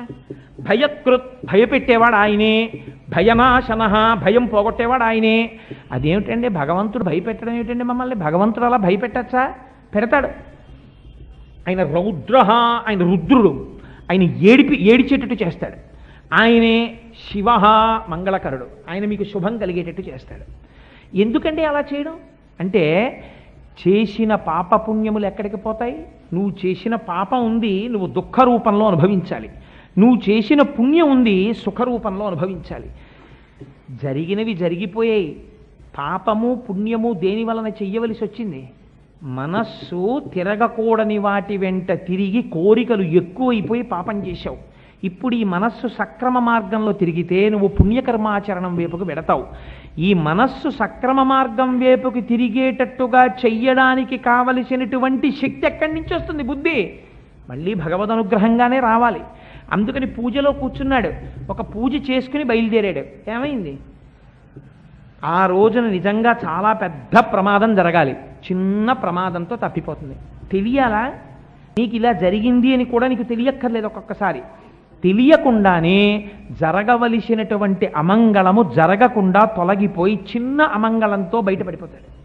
ఇలా బయటపడిపోయేటట్టు నేను చేశాను, నువ్వు వచ్చి నా దగ్గర పూజ చేయడం వల్ల అని భగవంతుడు మీకేం చెప్పడం.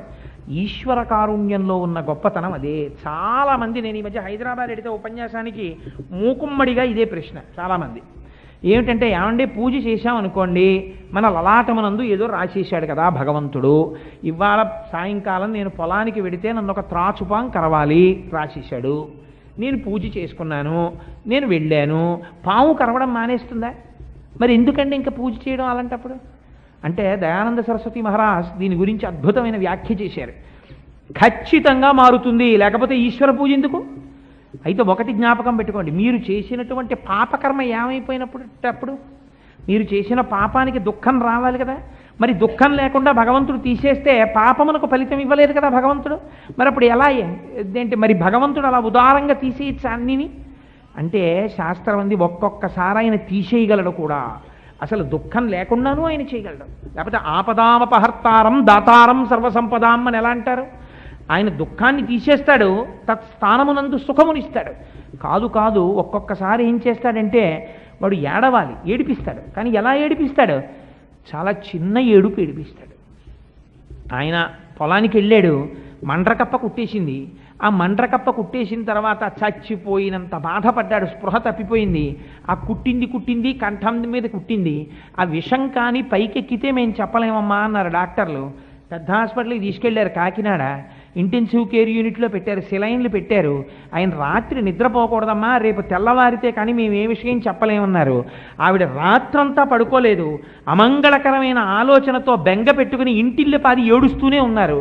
హాస్పిటల్లో ఉన్నారు, ఫోన్లు వెళ్ళిపోయాయి, ఎలా ఉంటుందో తెలియదు. కొడుకులు కూతుళ్ళు అందరూ వచ్చేశారు. తెల్లవారే వరకు ఆయన నిద్రపోలేదు. అమ్మ మీరు అదృష్టవంతులు, విషం దిగిపోయింది అన్నారు. ఇప్పుడు ఏమైంది? ఆ అమంగళమే జరిగితే ఆ ఇంట్లో ఎలా ఉంటుందో అలాంటి వాతావరణం ఉందా లేదా? ఆయన బతికేడా లేదా? కాబట్టి అటువంటి దుఃఖమును అనుభవింపచేసి మిమ్మల్ని సురక్షితంగా ఆయన ఉంచగలడు. నమఃశివాభ్యాం అశుభాపహాభ్యాం. అందుకని పూజ చేసి తీరవలసినదే. అందుకని నిత్యకర్మ నైమిత్తిక కర్మ అని ఋషులు నిర్ణయం చేశారు. నేను చెయ్యను, ఈ ప్రమాదము తప్పదు. నీ ఇష్టం, చేయకపోతే నిన్ను బలవంతంగా కూర్చుని చేయమని ఎవరు అడగరు. కానీ నువ్వు చేసి ఉండకపోతే నీకు ప్రమాదము తొలగదు. ప్రమాదము అని శాస్త్రం ఎందుకంటుందో తెలుసా అండి? ప్రమాదము అంటే బాగా జ్ఞాపకం పెట్టుకోండి, ఎర్రసిరాతో అండర్లైన్ చేసి, ఏ సంఘటన మీ బుద్ధి చేత మీరు నివారించలేరో దానికి ప్రమాదమని పేరు. ఈ మధ్య ఒక ట్రైన్ యాక్సిడెంట్ జరిగింది. తెల్లవారుజాము 4 గంటలకు అందరూ నిద్రపోతుండగా ఏదో పడిపోయి బోగీలు. నేను ఆ రోజున టీవీలో న్యూస్ చూస్తుంటే మంకీ క్యాప్ పెట్టుకుని నిద్రపోతున్నటువంటి ఒక వ్యక్తి శవాన్ని ఆ మంకీ క్యాప్ పెట్టే సైన్యం ఈడ్చుకొస్తోంది. మంకీ క్యాప్ పెట్టుకుని పడుకున్నప్పుడు బహుశా ఆయన ఏమని అనుకుని ఉంటుంటాడు, నేను ఇది పెట్టుకున్నాను కాబట్టి నాకు చలిగాలి తగలదు, నేను వెచ్చగా హాయిగా నిద్రపోతాను ఇప్పుడు అనుకుని పడుకుని ఉంటాడు. పడుకున్నప్పుడు ఈ మంకీ క్యాప్నే పట్టుకుని సైన్యం నా పార్థివ శరీరాన్ని ఈడ్చుకుని వస్తుంది అని ఆయన అనుకుని ఉండుంటాడా? అనుకుని ఉండుంటాడు. ఆ రైల్లోనే కొన్ని బోగీలు పడ్డాయి, కొన్ని బోగీలు ఉండిపోయాయి. కొన్ని బోగీల్లో కొంతమంది బతికారు, కొంతమంది చచ్చిపోయారు. ఇదే పోతన గారు అంటారు, ఎగసి దవ్వులవాని దహించు భంగి కర్మ వశమున భవమృతి కారణములు తెలిసి విరగొంద ఇకనేల తొట్టుపడగా అన్నారు. అగ్నిహోత్రం అంతటా కాల్చేస్తూ అక్కడే ఉన్న ఓ గడ్డి పరకను వదిలేస్తుంది. ఏమనుకోవాలి? అది గడ్డి పరక గొప్ప అనుకోవాలా? అగ్నిహోత్రం చేతకానితనం అనుకోవాలా? అగ్నిహోత్రానికి చేతకానితనం కాదు, గడ్డి పరక గొప్పతనం కాదు, ఈశ్వరానుగ్రహం అనుకోవాలి. అది చేసిన కర్మ దాన్ని రక్షించింది అనుకోవాలి. నువ్వు చేసిన కర్మ నిన్ను రక్షిస్తుంది. అందుకని కర్మని విడిచిపెట్టడానికి వీల్లేదు. గృహస్థు పూజ చేసి తీరవలసినదే. నిత్యకర్మ నైమిత్తిక కర్మ ఈ రెండు చెయ్యలేదు, నీ ప్రమాదమును నువ్వు దాటలేవు. ప్రమాదం అనగా ఏమి? ఏది నీ బుద్ధి చేత నువ్వు దాటలేవో దానికి ప్రమాదం అని పేరు. 80 కిలోమీటర్ల స్పీడ్లో వెళ్ళిపోతున్నావు, బ్రేక్ వైర్ తెపి. ఇప్పుడు నీ పిహెచ్డి కానీ, నీ బ్యాంక్ బ్యాలెన్స్ కానీ, నీ పిల్లలు కానీ, నీ స్నేహితులు కానీ, నీ పర్సనాలిటీ కానీ, నీ కాంప్లెక్షన్ కానీ, నువ్వు సంపాదించుకున్న కీర్తి ప్రతిష్టలు కానీ నిన్ను కాపాడగలవా? 80 కిలోమీటర్ల వేగంతో బ్రేకు తెగిపోయిన స్కూటర్ మీద నువ్వు ఉన్నావు. ఇది నీ బుద్ధి చేత ఇప్పుడు నువ్వు తప్పించుకోలేని స్థితి యందు నీవు ఉన్నావు. ఇప్పుడు ఏమైంది? నిజంగానండి ఎలా బతికానో నాకే తెలీదు, రాళ్లకుప్ప కనపడిందండి, గబాలన స్కూటర్ రాళ్లకుప్ప మీదకి ఎక్కేసింది, ఆ స్పీడ్ తగ్గిపోవడంలో ఇటు పడిపోయాను, బస్సు ఏమో స్కూటర్ నుంచి వెళ్ళిపోయింది, పప్పు అయిపోయిందండి స్కూటర్, బతికాను అంతే చాలంటాడు. ఏమైంది? ఇంకా అట్టే మాట్లాడితే ఓ 40 యాపిల్ పళ్ళు వస్తాయి ఇంటికి, చూడడానికి వచ్చిన వాళ్ళందరూ పళ్ళిచ్చేళ్ళి. కాబట్టి రావలసిన ప్రమాదం వచ్చిందా? రాలేదు, సరికదా, రక్షణ పొందావు. నీ బుద్ధి చేత నువ్వు దేన్ని తప్పించలేవో దానికి ప్రమాదమని పేరు. ఆ ప్రమాదమును తప్పించగలిగినదేది? బుద్ధికి అతీతమైన ఈశ్వర శక్తి. ఆ ఈశ్వర శక్తి నీకెందుకు లొంగుతుంది? నీ బుద్ధిని నువ్వు సక్రమ మార్గంలో పెట్టుకుంటే. అది ఎలా పెట్టగలవు? ప్రాణాయామము చేత. ప్రాణాయామం ఎందుకు? ఈశ్వరానుగ్రహము కొరకే, వేరొక దానికి కాదు. మన దాంట్లో ఏది చేసినా ఈశ్వరుడి కొరకే, ఇంకొక దానికి లేదు. అందుకే అంటారు, అత్సపు చీకటింబడి గృహవ్రతులై విషయ ప్రవృష్టులై చచ్చుచు పుట్టుచున్మరల చెర్విత చెర్విణులైన వారికి జెచ్చర పుట్టునే పరులు చెప్పిననైన నిజెచ్చనైన ఏమిచ్చిననైన కానలకు ఎగిననైన హరిప్రబోధముల్లన్నాడు ప్రహ్లాదుడు. ఎంత కడుపు మండిపోతే ఆ మాట అన్నాడో చూడండి. ఎటువంటి బ్రతుకులురా బతుకులు!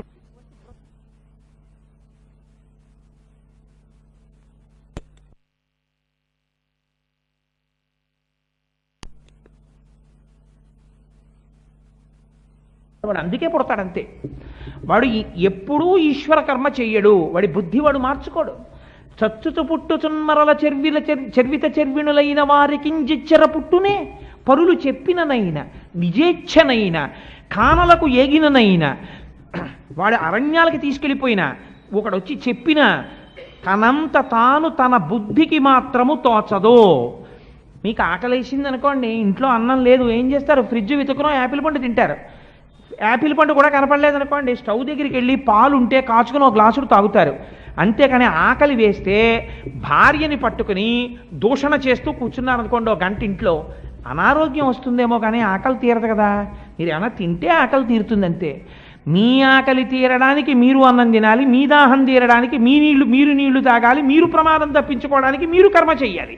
తప్పించి వాడెవడో కర్మ చేస్తాడు, వాడెవడో పూజ చేస్తాడు, వాడెవడో ప్రార్థన చేస్తాడు, నాకు ప్రయోజనాలు వస్తాయంటే అలా కుదరదు. వైదిక సంప్రదాయంలో ఎప్పుడో అరుదుగా అట్లాంటి వాటిని శాస్త్రం అంగీకరించింది. తండ్రికి కొడుకు మీద ప్రేమ ఉంటుంది కాబట్టి సహజంగా తండ్రికి దుఃఖం ఎందుకు వస్తుందండి? కొడుక్కి ప్రమాదం వచ్చిందని నువ్వు చాలా పూజలు చేసేవరా, నువ్వు మంచిడివి, పాపం నీ జోలికి ఎందుకు వస్తాను, నీకేమీ అవదో, కానీ మీ అబ్బాయి కాలు విరిచేస్తానన్నాడు అనుకోండి పరమాత్మ, ఏడుస్తాడా ఏడవడా తండ్రి? ఇది మన మతంలో ఉన్న గొప్పతనం. అందుకే వాడు ఏమంటాడంటే పూజ చేసేటప్పుడు ధర్మపత్ని సమేతస్య సకుటుంబస్య సబాంధవస్య పుత్ర పౌత్ర సమేతస్య, అందరితో కూర్చుని సకుటుంబంతో నేను పూజ చేసినట్టే. ఇంటి యజమాని పూజ చేశాడు అనుకోండి, ఇంట్లో వాళ్ళందరూ పూజ చేసినట్టే లెక్క. అంటే మానేయమని కాదు నా ఉద్దేశం, ఆయన చేసినప్పుడు వీళ్ళు చేయకుండా ఉంటే ఆయన ఊరుకుంటాడంటే, నువ్వు వీళ్ళు కూర్చుని చేయి సంధ్యావందనం అంటాడు. అందుకని మన వాళ్ళు ఏదైనా చెప్తే ఇంటికి యజమాని పేరు చెప్తారు తప్పించి కింద వాళ్ళ పేర్లు చెప్పక్కర్లేదు. ఇప్పుడు నేను ఈ మధ్య ఎందుకో ఒక రోజున ద్రాక్షారామం వెళ్ళాను, ఏదో హనుమ రథం ప్రారంభోత్సవం చేయడానికి వెళితే అక్కడ మాణిక్యాంబా దేవాలయంలోకి వెళ్ళినప్పుడు ఒక సంఘటన చూశాను. ఒక ఆయన ఎక్కడి నుంచో వచ్చాడు, ఆయన ఇంకా వెనకాతల ఒక 60 మందో 70 మందో క్యూలో నిలబడి ఉన్నారు. ఆయన ఒక 80 పేర్లు చెప్పాడు అప్పటికి. చెప్పి తర్వాత ఆయన చెప్పి విసిగిపోయాడు. నిజంగా అర్చకుడు విసిగిపోయి, ఇదేంటి వెనక వాళ్ళందరూ విసిగిపోతున్నారు, కదలడం, ఉండండి అంటాడు. భార్యని ఇంకెవరు అంటున్నాడు. షాపుల పేర్లు చెప్పాడు, ఇంట్లో పెరుగుతున్న కుక్క పిల్లల పేర్లు చెప్పాడు, బంధువుల పేర్లు చెప్పాడు, స్నేహితుల పేర్లు చెప్పాడు. అవదు. ఎందుకంటే అది వైదిక మర్యాద కాదు, అలా చెయ్యక్కర్లేదు. మీరు ఎక్కడికైనా పూజకి వెళ్ళినప్పుడు ఇంటి యజమాని పేరు చెప్పుకుంటే చాలు. ఇంటి యజమాని పేరు చెప్తే, నేను పూజ చేశాననుకోండి, ఆత్రేశ గోత్రోద్భవస్య కోటేశ్వర శర్మనామధేయస్య ధర్మపత్ని సమేతస్య సకుటుంబస్య సబాంధవస్య క్షేమస్థైర్య విజయ అభయ ఆయురారోగ్య ఐశ్వర్యాభివృద్ధ్యర్థం ధర్మార్థకామమోక్ష చతుర్విధ ఫలపురుషార్థ సిద్ధ్యర్థం మనోవాంఛాపల సిద్ధ్యర్థం, అన్నింటినీ మించి ఈశ్వర పాదారవింద భక్తి సిద్ధ్యర్థం ఏదో నిత్యకర్మానుష్ఠానం కరిష్యే అని నీళ్లు ముట్టుకుని, అది కూడా ఎంత మర్యాదగా మాట్లాడారండి. పక్కింట్లో వాళ్ళకేమో వెండి సామాను ఉంది, మాకేమో ఇతర సామాను రాగి సామాను ఉందని నువ్వు ఏడవక్కర్లేదు. నీకు ఏది సంభావిత ద్రవ్యే, ఏది ఆ సమయానికి నీ దగ్గర ఉంటే దానితో నువ్వు పూజ చేయి, ఈశ్వరుడు స్వీకరిస్తాడు. ఇది దేని కొరకు? నిన్ను నువ్వు ఉద్ధరించుకోవడానికి పూజ అన్నది. అందుకని పూజ బరువు చేసేసుకున్నారనుకోండి, అయ్య బాబోయ్ పూజ చేయలేకపోతున్నానండి, అలవాటు చేసేసుకున్నాను. కొంతమంది ఏం చేస్తారంటే ముందు ఉత్సాహం వచ్చేస్తుంది, ఏదో వింటాడు ఎక్కడో పాపం పూజ చేసుకోవాలని ఉత్సాహం పుట్టేస్తుంది. వాడు అదృష్టం మర్నాడు ఆదివారం ఉంటుంది కాబట్టి ఆఫీస్ లేదు కదా, ఏ 5ంటికో లేచి ఆ ఒక్కరోజు మొదలెట్టేస్తాడు. విష్ణు సహస్రనామ స్తోత్రం, లక్ష్మీ సహస్రనామ స్తోత్రం అన్నీ చదివేస్తాడు ఆ రోజున 8 వరకు. పక్క పోషణల వాళ్ళు ఆశ్చర్యపోతారు, ఏమిటి ఇంత పూజ మొదలెట్టాడని. అంతా అయిపోతుంది, కొబ్బరికాయ కొడతాడు, నైవేద్యం పెడతాడు, హారతి ఇస్తాడు, అన్నీ చేస్తాడు. ప్రతిరోజు నేను ఇలాగే చేస్తాను ఈశ్వరా అంటాడు గబుక్కుని. 2 రోజులు లేస్తాడు, 3 రోజులు లేస్తాడు, 4వ రోజు 5ంటికి లేవలసి వస్తే ఈశ్వరుడు పెద్ద విలన్లా కనపడతాడు. వీడు నా ప్రారంధానికి ఈశాన్యంలో కూర్చున్నాడు. 5 హాయిగా చల్లగా ఉంది, ఎవ్వడూ లేవడు, నేను ఒక్కడనే లేవాలి.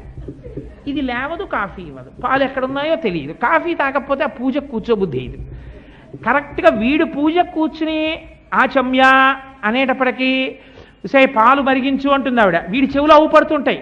కాఫీ గ్లాసులో పోసుకుంటున్నట్టు, ఈ దిక్కుమాల పూజ నేను ఇదేమో 8 అయితే తప్ప అవదు, కాఫీ లేదు, చచ్చిపోతున్నాను, ఎందుకు పెట్టేసుకున్నానో ఇవన్నీ. ఇప్పుడు ఈశ్వరుడు ఎంత బాధగా ఉంటాడో చూడండి వాడి దగ్గర పూజ పుచ్చుకోవడానికి. వీడు పాపం కాఫీ తాగలేదు, ఎందుకు ఇలా నన్ను నింద చేస్తూ, నేను అడిగానా ఏమన్నానా, నిన్ను అడిగానా, వాడు ఎవరి దగ్గర ఏదో విన్నావు, వచ్చావు 3 గంటలు పూజ చేస్తాన్నావు, ఓ రోజు చేసావు, ఆల్రైట్ సంతోషించాను, ఎందుకురా రోజు ఇలా తిట్టుకోవడం. వాడి పూజ పేరు చెప్పి వాడు చేసేది ఏమిటంటే మనస్సులో నింద, లేకపోతే అనారోగ్యం. ఎందుకో తెలుసండి, కొంతమంది పూజ చేస్తారు 6ంటికి మొదలెడతారు, మొదలెట్టి ఇవాళ 2 గంటలు పూజ చేయాలి, వాడు 8 స్తోత్రాలు చేయాలి, అవవు 8 స్తోత్రాలు, అవతల 7ంటికి ఎక్కడికో వస్తానని చెప్పాడు, అర్జెంటుగా వేగలు పెట్టేశాడు, ఆఫీస్లో ఫోన్ వచ్చేస్తుంది, వీడికి 8 స్తోత్రాలు అవ్వలేదు. అందుకని ఇంకా శ్రీమాత శ్రీ మహారాజ్ఞి ఇంతే మీకు వినపడుతుంది. ఆ తర్వాత మీకు మధ్యలో ఎక్కడో వినేటప్పటికీ సర్వానుల్లంఘ్య శాసన అన్నది ఏదో లీలగా వినపడుతుంది. అంటే అంత స్పీడు, చదివేస్తూ ఇలా చూస్తూ, చదివేస్తూ ఇలా చూస్తూ, ఇలా విసిరేస్తూ ఇంకా హారతోటి ఉండిపోయిందిరా బాబు అని మధ్యలో ఆవిడ మీద పెద్ద కేకేసి. ఇప్పుడు ఆ పూజ దేని కొరకు చెప్పండి నాకు? అనవసరం. ఒక యాంత్రికమైన విషయాన్ని మీరు చేసి మిమ్మల్ని మీరు పాడి చేసేసుకున్నారు. భగవంతుడి దగ్గర పాపం మూట కట్టుకుంటున్నారు. ఎందుకంటే ఆయన్ని మీరు నింద చేస్తున్నారు. నువ్వు మమ్మల్ని విడిచిపెట్టట్లేదు, ఇలా పట్టుకుని తినేస్తున్నావు ఈ పూజ పేరు చెప్పాను. ఆయన మిమ్మల్ని ఏం అలా అడగలేదు. అందుకే పెద్దలు ఎంత గౌరవంగా మాట్లాడారో తెలుసా అండి? విడగొట్టేశారు. నిత్యకర్మ నైమిత్తిక కర్మ. నిన్ను రోజు అంత అల్లరి చేయకు నువ్వు పూజ దగ్గర. నేను నిర్దాక్షిణ్యంగా చెప్తుంటాను ఉపన్యాసాల్లో, అంతంత పూజలు చెయ్యకండి అని చెప్తాను. వారానికి ఒక్కరోజే పెట్టుకోండి. ఒక్కరోజు మీరు ఏదో ఒక రోజు, మీకు ఏ రోజు సెలవైతే ఆ రోజు నేను విశేష పూజ చేస్తాను అని నిర్ణయం చేసుకోండి. ఆ ఒక్కరోజు తెల్లవారుజామున లేవండి. ఆ ఒక్కరోజు ఎవరితో ప్రమేయం పెట్టుకోకుండా 1 గంటన్నరో ఎంతో పెట్టుకోండి. బాగుంటుంది, సరదాగా ఉంటుంది. నేను కాదన్నాను. కొత్తగా వివాహం అవ్వడం ఎటువంటిదో, కొత్తగా పూజ మొదలెట్టడం అటువంటిది. అది ముందు చాలా సంతోషంగా ఉంటుంది. ఏంటో ఆయన అలా చెప్పాడు కానీ రోజు చేయొచ్చండి అంటాడు. పుట్టిది 10 రోజులు అయినప్పుడు బరువు అయిపోతుంది. మీరు ఇవాళ ఒక్కరోజే ఈ గంటన్నర సంతోషంగా చేస్తానని కూర్చున్నారనుకోండి, మిమ్మల్ని మీరు ఉత్సాహపరచుకోవడానికి ఒక 10 రూపాయలు రంగురంగుల పువ్వులు తెచ్చుకుని అన్నీ పెట్టుకున్నారనుకోండి, మీకు చెయ్యబుద్ధేస్తుంది. మీరు అలా పూజ చేస్తే క్రమక్రమంగా యాక్సెప్టబిలిటీ అంటే ఇంగ్లీష్లో మనస్సు అంగీకరిస్తుంది. ఎస్, బాగుంది, ఇది నేను చేస్తానంటుంది. అది బాగా ఒప్పుకుంది. పర్వాలేదు, నువ్వు అన్ని మాటలు అడిగినా నేను ఇవ్వను, 2 రోజులు ఇస్తున్నాను అవకాశం అని ఇప్పుడు మీరు ఇంకొక రోజు ఇవ్వండి. ఇప్పుడు మీరు 2 రోజుల తర్వాత కూడా అబ్బా నువ్వు ఇవ్వట్లేదు నాకు అవకాశం, తినేస్తున్నావు, చక్కగా రోజు ఇలా చేస్తే ఎంత బాగుండునో మీ మనస్సుని మీరు వాచ్ చేయండి. వాచ్ చేసి అవకాశం అని అడిగింది అనుకోండి, 6 నెలల తర్వాత 3వ రోజు గ్రాంట్ చేయండి. Subject to a condition that it can be withdrawn at any time without assigning any reason whatsoever. ఎప్పుడైనా నేను దీన్ని ఉపసంహరిస్తాను, నేను ఈ పూజ మానచ్చు, నువ్వు సరిగా ఉండకపోతే మాత్రం తీసేస్తాను, 3వ రోజు పూజ ఉండదు, నీకు 2 రోజులే పూజ అన్నారనుకోండి. మీ మనస్సు మీద మీరు అధికారిగా నిలబడ్డారనుకోండి బుద్ధి చేత, వాడు తీసేస్తాడు 3వ రోజు పూజ, లేకపోతే సరిగ్గా చేయంటుంది అని ప్రాణాయామం జాగ్రత్తగా చేయిస్తుంది, నామాలు జాగ్రత్తగా చెప్పిస్తుంది. అలా కూర్చుని చేసినటువంటి పూజ చేత మీరు తన్మయత్వాన్ని పొందుతారు. ఇప్పుడు నేను ఒక్క మాటలోకి మనవి చేసే ప్రయత్నం చేస్తాను. ఇప్పుడు మీరు నైమిత్తికంలోకి వచ్చారనుకోండి, ఈ నైమిత్తికమైనటువంటి కర్మలన్నీ దేని కొరకు వస్తాయంటే 1కి 10 సార్లు మీ మనస్సుని బాగు చెయ్యడానికి వస్తాయి. మీకు నేను ఒక్క ఉదాహరణ చెప్తాను, తేలికగా మీ మనస్సుని పట్టుకోవడానికి. ఇప్పుడు పండగ అని ఒకటి లేదనుకోండి, మనం ఇల్లు ఎప్పుడూ దులపం, దులుపుదాని లేదురు అని వదిలేస్తాం. ఇప్పుడు దసరా శరన్నవరాత్రులు వస్తున్నాయి అనుకోండి, ఇంట్లో అందరూ బూజులు దులిపించేసుకుంటున్నారు అనుకోండి, అందరూ దులిపించుకుంటున్నారు, శరన్నవరాత్రులు వస్తున్నాయి, బాగుండదని మనం కూడా దులుపుకుంటాం. గ్రహణం వచ్చింది, స్వామికి స్నపన చేశారనుకోండి, చాలామంది ఇవాళ విగ్రహాలు కడిగేసామని అంటారు. విగ్రహాలు కడిగేట గ్లాసులా చెంబులా అంటే వాడి భావన అంతే అలాగే ఉందన్నమాట. దాని ఎందు స్నపన అంటే స్వామి స్నానం చేశారు, గ్రహణం పట్టింది కాబట్టి స్వామి స్నానం చేస్తున్నారు ఇవాళ మంత్రపూర్వకంగా. ఆయన అభిషిక్తుడయ్యాడు, అభిషిక్తుడై కూర్చున్నాడు అభిషేకం చేసుకుని అని మీరు భావన చేశారనుకోండి, మాట మారిపోతుంది. మీరు అలా అనలేరు. దేవుణ్ణి తోమేశానండి అంటారు కొంతమంది. నేను ఇవాళ ఏమిటమ్మా చాలా హడావిడిగా ఉన్నారంటే, ఇవాళ దేవుళ్ళని తోమేమండి అంటారు. దేవుళ్ళని తోమడం ఏమిటంటే ఆవిడికి గిన్నెకి ఈశ్వరమూర్తికి తేడా కనపడలేదు. ఆవిడ తప్పు కాదు అది. ఎందుకంటే ఒక గిన్నెని చింతపండు పెట్టి తోమింది, ఇవాళ ఈ విగ్రహాన్ని కూడా చింతపండు పెట్టి తోమింది. అంతేకాని లేదు నేను స్వామికి స్నపన చేశాను అందనుకోండి, మారిపోయింది ఆవిడ భావన. స్వామి నీకు నేను నా పూజామందిరంలో నీకు ఇంత ధూళి పట్టడమా?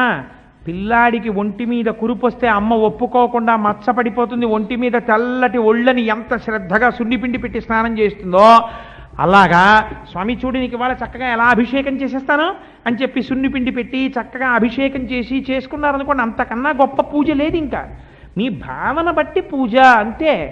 స్నపన చేశాను అన్నాడు అనుకోండి, అదొక పూజ. నైమిత్తిక కర్మలు దేని కొరకు వస్తాయంటే బయట ఇంటిని మీరు ఎలా చూస్తున్నారో లోపల కూడా అలా చెయ్యాలి. ఇది పట్టుకుంటుంది. ఎలా పట్టుకుంటుంది, ఎంత గమ్మత్తుగా ఉంటుందో మీకు నేను ఒక ఉదాహరణ చెప్తాను. కార్తీక సోమవారాలని మొన్నటి వరకు ఉన్నాయి. అసలు అన్నప్పుడు పిలుద్దాం అనుకున్నట్టు ఉపన్యాసానికి నాకు ఖాళీ లేకపోయింది.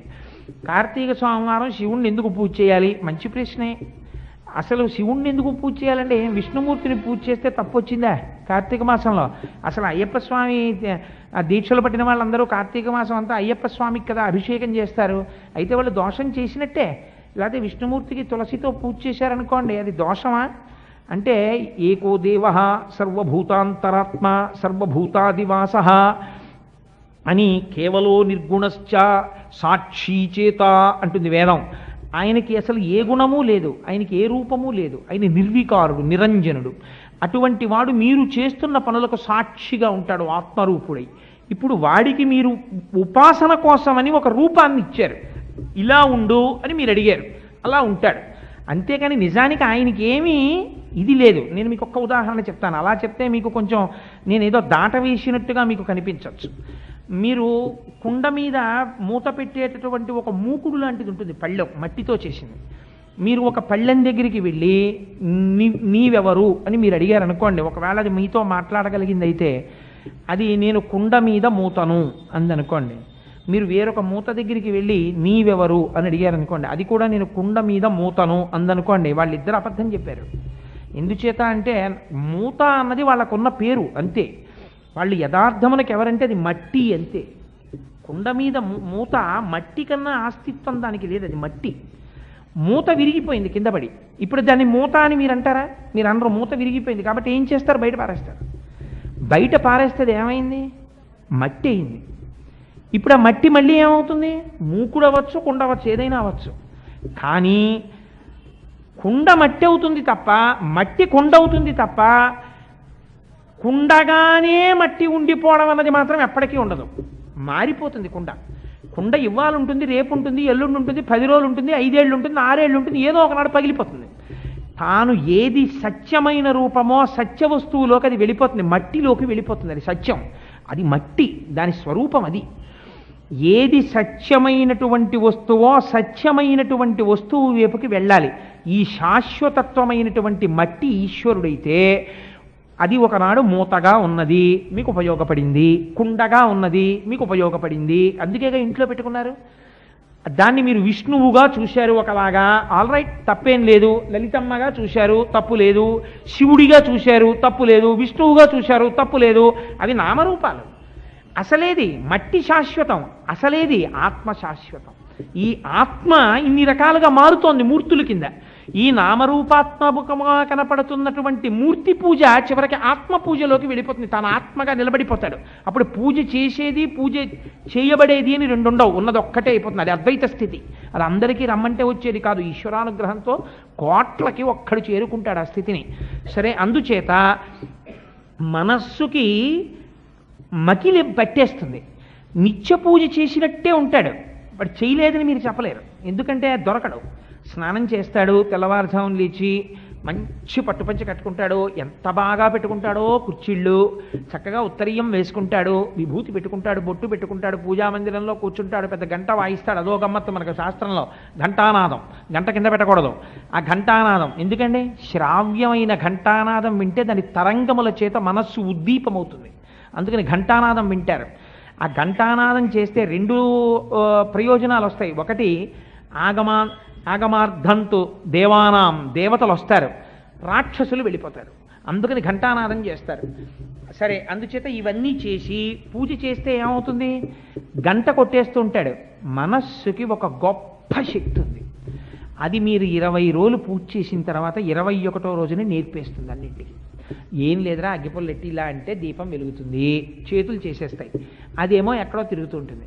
ఈ దీపం వెలిగిపోతుంది, ఇలా అంటాయి 2 చేతులు. అలవాటు అయిపోయింది వాటికి. వెంటనే పంచపాత్రలో 2 అక్షతలు తీసి చేతులు వేసేస్తాయి. ఆ తర్వాత పూజ మొదలెట్టేస్తాయి. నవత్ర సూర్యోభాతిన చంద్రతారకం నేమా విద్యుతో బాధికతోజమగ్రహిత్వమేవ భాంతమను భారి సర్వం. అదేం ఆలోచించదు, చెప్పేస్తుంది. శుక్లాంబరధరం విష్ణుం జివర్ణం చతుర్భుజం ప్రసన్నవదనం ధ్యాయేత్ సర్వవిఘ్నోపశాంతయేత్. వినాయకుడు పూజ చేసేస్తుంది.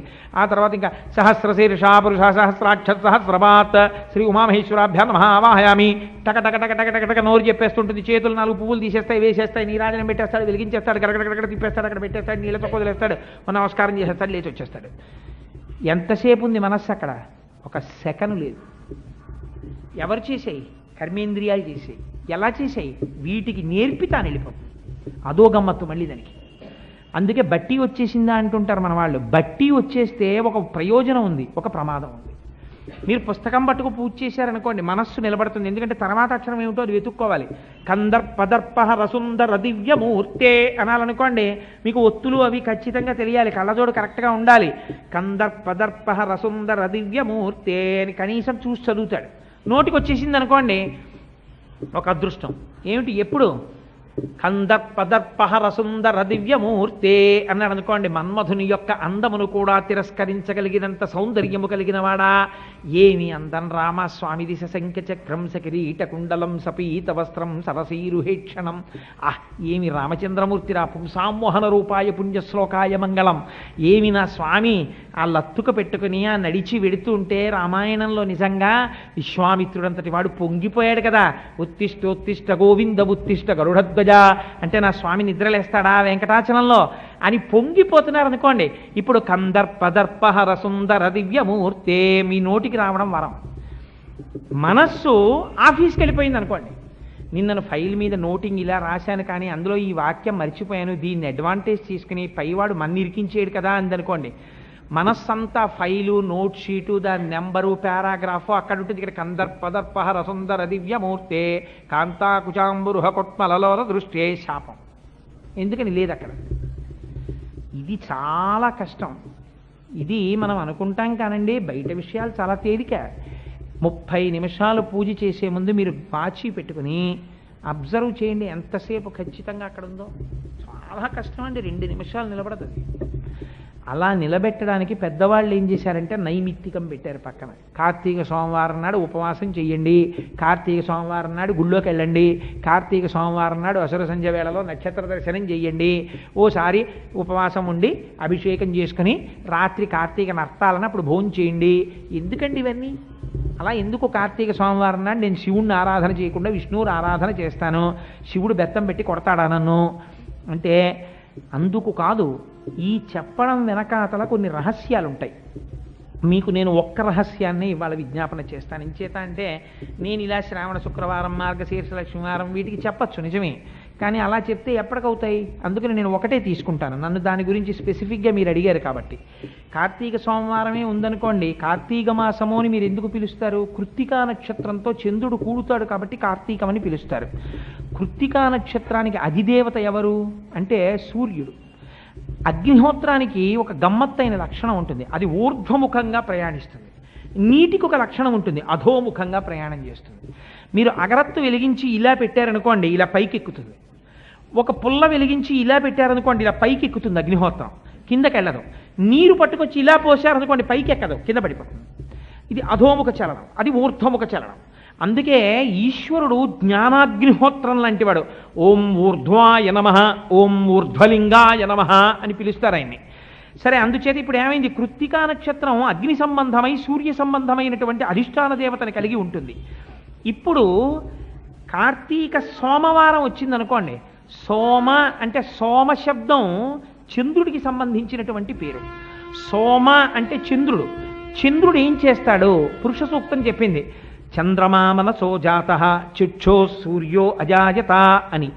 చంద్రుడు మనస్సు మీద ప్రభావం చూపిస్తాడు. అందుకే సముద్రంలో పౌర్ణమి వచ్చిందనుకోండి, లూనటిక్స్ అని ఉంటారు, కొంచెం పిచ్చదో రకంగా ఉండేవాళ్ళు, వాళ్ళు చాలా వ్యగ్రంగా ఉంటారు.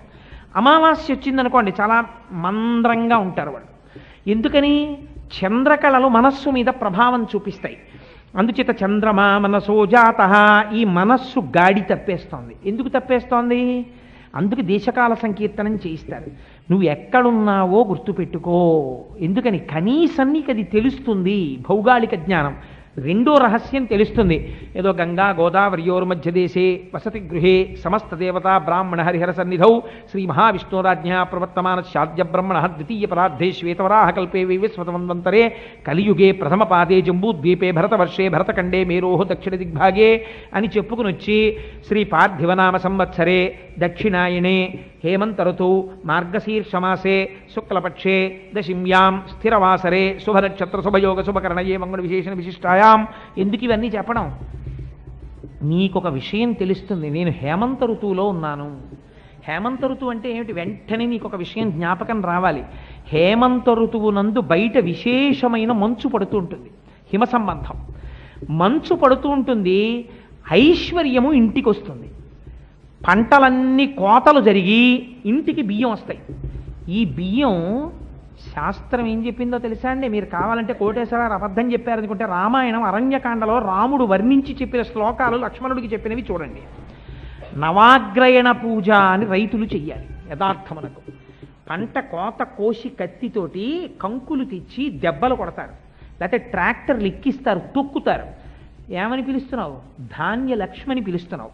ఎన్ని దెబ్బలు కొడితే నీ ఇంటికి వస్తుంది ఆవిడ? ఇన్ని దెబ్బలు కొట్టి గింజ తెచ్చి ఉడికించి శక్తిగా మార్చుకోవడానికి ఇంట్లో పెడుతున్నావు.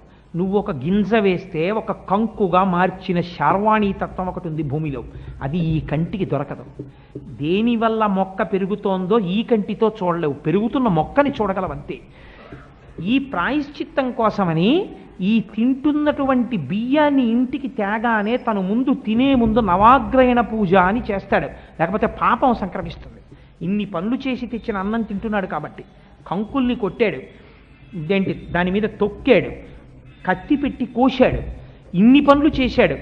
మొక్కకి ప్రాణం ఉంటుంది కదండి, జగదీష్ చంద్రబోస్ నిరూపించారు.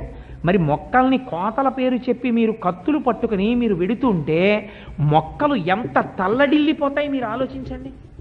ఆ కత్తులు పట్టుకుని వాళ్ళు వచ్చి కూర్చున్నప్పుడు ఈ వరి కంకులతో కూడినటువంటి పొలాలన్నీ ఎంత తల్లడిల్లిపోతాయి. అప్పుడు నిర్దాక్షిణ్యంగా ఇలా పట్టుకుని మీరు కొడవలి పట్టి కోసేస్తున్నారు కదా, కోసేసి కంకులన్నీ ఓ చోట పారేసి ట్రాక్టర్లతోటి మనుష్యులతోటి రోడ్ల మీద వేసి చక్రాలతోటి తొక్కుతున్నారే, ఆ ధాన్యపు గింజలు బస్తాలకిచ్చి తెస్తున్నారే, ఎంత హింస జరిగింది. అందుకని ఆ అన్నం తినే ముందు ప్రాయశ్చిత్తం కోసం అమ్మా నాకు ఇంతకన్నా దిక్కు లేదని నవాగ్రయణ పూజ చేస్తాడు. నువ్వు హేమంత ఋతువు అనగానే నీకు గుర్తు రావాలి, ఓహో నేను అన్నం తింటున్నాను, నవాగ్రయణ పూజ చేశాడో చెయ్యలేదో రైతు, ఈ అన్నం నాకు వస్తోంది. కాబట్టి నువ్వు ఒక బ్రాహ్మణుణ్ణి ఇంటికి పిలిచి కనీసంలో కనీసం హేమంత ఋతువులో మార్గశీర్ష మాసం రాగానే, అందుకే లక్ష్మీ సంబంధం, మార్గశిర మాసంలో లక్ష్మీదేవిని పూజ చేయండి అంటారు. తీసుకొచ్చి ఒక స్వయంపాకం ఇచ్చి ఒక నమస్కారం పెట్టాలి. అయా నీ అనుగ్రహం అమ్మా, ఇదిగో ఒక బ్రాహ్మణుడికి దానం చేసుకున్నాను, నా పాపము క్షమించుగాక అని ఆయన ఏం చెయ్యాలి? పుచ్చుకుని తినేసి వెళ్ళిపోవడం కాదు, ఆయన తిని గాయత్రి మంత్రం చెయ్యాలి. కూర్చుని తెల్లవారకట్ట సహస్ర గాయత్రి చెయ్యాలి. చేస్తే ఆయన చేసిన పాపాన్ని బ్రాహ్మణుడు తీయగలుగుతాడు తాను చేసిన గాయత్రి మంత్రం చేత. ఈయన అన్నం తిని ప్రాణం నిలబెట్టుకున్నాడు కాబట్టి, ఈ ధాన్యం ఆయన ఇచ్చాడు కాబట్టి ఆయన పాపం పోవడానికి నువ్వు ఉపయోగం పడతాడు.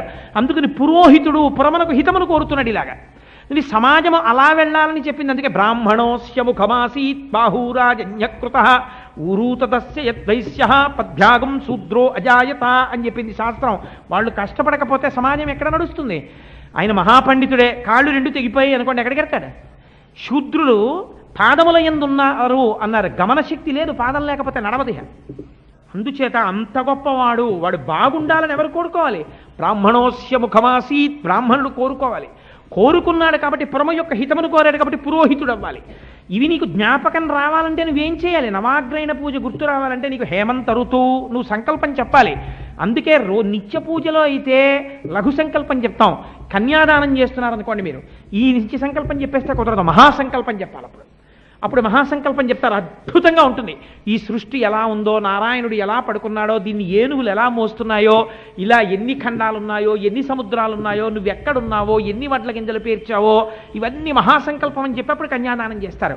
అన్ని రెండు రెండు రెండు రెండు కింద తీసుకెడతారు మన వాళ్ళు. అందుకే అలా నువ్వు పూజ చేయడం మొదలు పెడితే కార్తీక సోమవారం నాడు ఏమవుతుంది? సోమ అంటే చంద్ర సంబంధం. చంద్రుడి యొక్క కాంతి చేత, చంద్రుడి యొక్క ప్రభావము చేత మనస్సు ప్రకాశిస్తుంది. ఇన్నాళ్ల నుంచి నీ మనస్సు ఏం చేస్తోంది? ఒక స్తోత్రం నేర్చుకోవే అంటే నేర్చుకుని కర్మేంద్రియాలకి చెప్పి తను జారిపోతోంది. ఇప్పుడు ఈ మనస్సు మళ్ళీ ఈశ్వరుడి వైపుకి నడవాలి. నడవాలంటే ఏం చేయాలి? ఇప్పుడు ఈ చంద్రుడి నుంచి ప్రభావితమైన మనస్సుని మళ్ళీ ఈశ్వరుడి దగ్గరే పెట్టి ఛార్జింగ్ అవ్వాలి. ఇది ఛార్జింగ్ ఎక్కడ పెట్టారు? ఒక ప్లగ్లో పెట్టి మీ సెల్ ఫోన్ని ఛార్జ్ చేసుకున్నారు, పోయింది ఛార్జింగ్. ఛార్జింగ్ ఎలా పోయిందో మీకు కనబడదు, ఛార్జింగ్ ఎలా అవుతోందో మీకు కనబడదు. ఇది గమ్మత్తు. ప్లగ్ తీసుకెళ్ళి పెడతారు, అదో రెడ్ లైట్ వెలిగి ఛార్జింగ్ ఛార్జింగ్ అంటోంది. ఎలా అవుతోందో నాకు కనబట్టలేదండి, నా కంటికంటే కనబడదు. కార్తీక సోమవారం నాడు ఉపవాసం ఉన్నారు. ఉపవాసము, అంటే సమీపమునందు, వాసం అంటే నివసించారు. భగవంతుణ్ణే తలుచుకుని తలుచుకుని తలుచుకుని తలుచుకుని తలుచుకుని భగవంతుని యొక్క స్తోత్రంతో గడిపారు. శరీరమును నిలబెట్టడానికి కావలసినంత సాత్వికమైన ఆహారమే తిన్నారు. పంచామృతాలతో శివుడికి అభిషేకం చేశారు. పంచామృతముల వల్ల ఫలితములు వస్తాయి, అందుకే పంచామృతములు అన్నారు వాటిని. అభిషేకం చేశారు. సాయంకాలం అయిన తర్వాత నక్షత్ర దర్శనం చేశారు. నక్షత్రములకు రాజు చంద్రుడు, అందుకని చంద్ర దర్శనం చేశారు. ఆ చంద్రుడికి నమస్కారం చేశారు. ఇప్పుడు ఏమైంది? ఈ సోముడికి అధిదేవత పార్వతీదేవి. ఈ పార్వతీదేవి యొక్క అనుగ్రహము చంద్రుడి ద్వారా మీ మనస్సులోకి ప్రవేశిస్తుంది. అదే అమ్మవారి గురించి చెప్తూ లలితా సహస్రంలో ఒక మాట చెప్తారు. శివశక్త్యైక్య రూపిణి లలితాంబిక. ఇన్నాళ్ళు మాయలో తిప్పినటువంటి తల్లి మాయా అన్న తెర పైకెత్తేస్తుంది. అందుకని ఇప్పుడు పార్వతీ సంబంధమైనటువంటి పార్వతీదేవి చేత ప్రచోదనము పొందినటువంటి చంద్రుని యొక్క అనుగ్రహము మీ మనస్సు మీద పడాలి. పడితే ఇప్పుడు మీరు ఎటు తిరుగుతారు? శివాభిషేకము వైపుకి తిరిగారు, భగవంతుడి వైపుకి తిరిగారు. మనస్సు మళ్ళీ ఎక్కువగా అటు వెళ్ళింది. వెళ్ళాలంటే ఏమవ్వాలి? కృత్తికా నక్షత్రానికి అధిదేవత అయినటువంటి సూర్యుడికి అధిదేవత రుద్రుడు శివుడు. సోమ ఇప్పుడు ఏమైంది? స ఉమ పార్వతీ పరమేశ్వరులు అయిపోయారు. అందుకని శివాభిషేకం చేసి ఉపవాసం ఉండి చంద్రదర్శనం చేసి అన్నందినో. ఇప్పుడు ఏమైంది? అర్థం చేస్తే మీ మనస్సు మళ్ళీ ఈశ్వరుడి వైపుకి తిరిగింది నైమిత్తిక కర్మ చేత. ఇప్పుడు నిత్యకర్మలోకి వచ్చి మళ్ళీ మంగళవారం నాడు కూర్చున్నారు. మళ్ళీ జాగ్రత్తగా ఉంటుంది. మళ్ళీ పూజ చేసేటప్పుడు అమ్మో భగవానుడు ఉన్నాడు, హేమంత ఋతువు లేకపోతే శరద్ ఋతువు, బయట మంచి వెన్నెల కాస్తోంది, ఇది కార్తీక మాసం దక్షిణాయనం, నేను చాలా జాగ్రత్తగా ఉండాలి, చక్కగా భగవంతుడిని ఉపాసన చెయ్యాలి, కృత్తికా నక్షత్రంతో కూడి ఉన్నాడు చంద్రుడు అని మీకు లోపల జ్ఞానం కలుగుతూ ఉంటుంది. ఇలా కలగాలంటే ఏం చేయాలి? నైమిత్తిక క్రమ చెయ్యాలి. అందుకని కార్తీక సోమవారము ప్రఖ్యాతి వహించింది, సాలగ్రామము ప్రఖ్యాతి వహించింది. సరే, ఇప్పుడు నేను సాలగ్రామం గురించి చెప్పను. సాలగ్రామం గురించి చెప్తే అదొక పెద్ద చాప్టర్ అయిపోయి కూర్చుంటుంది.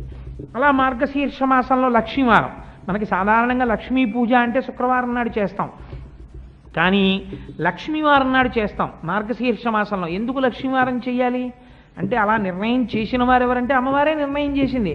కనక మహాలక్ష్మి అమ్మవారిగా వెలిసేటటువంటి సమయంలో ఒక బ్రాహ్మణుడి యొక్క కుమార్తెకి ఆవిడ ప్రచోదనం చేసింది.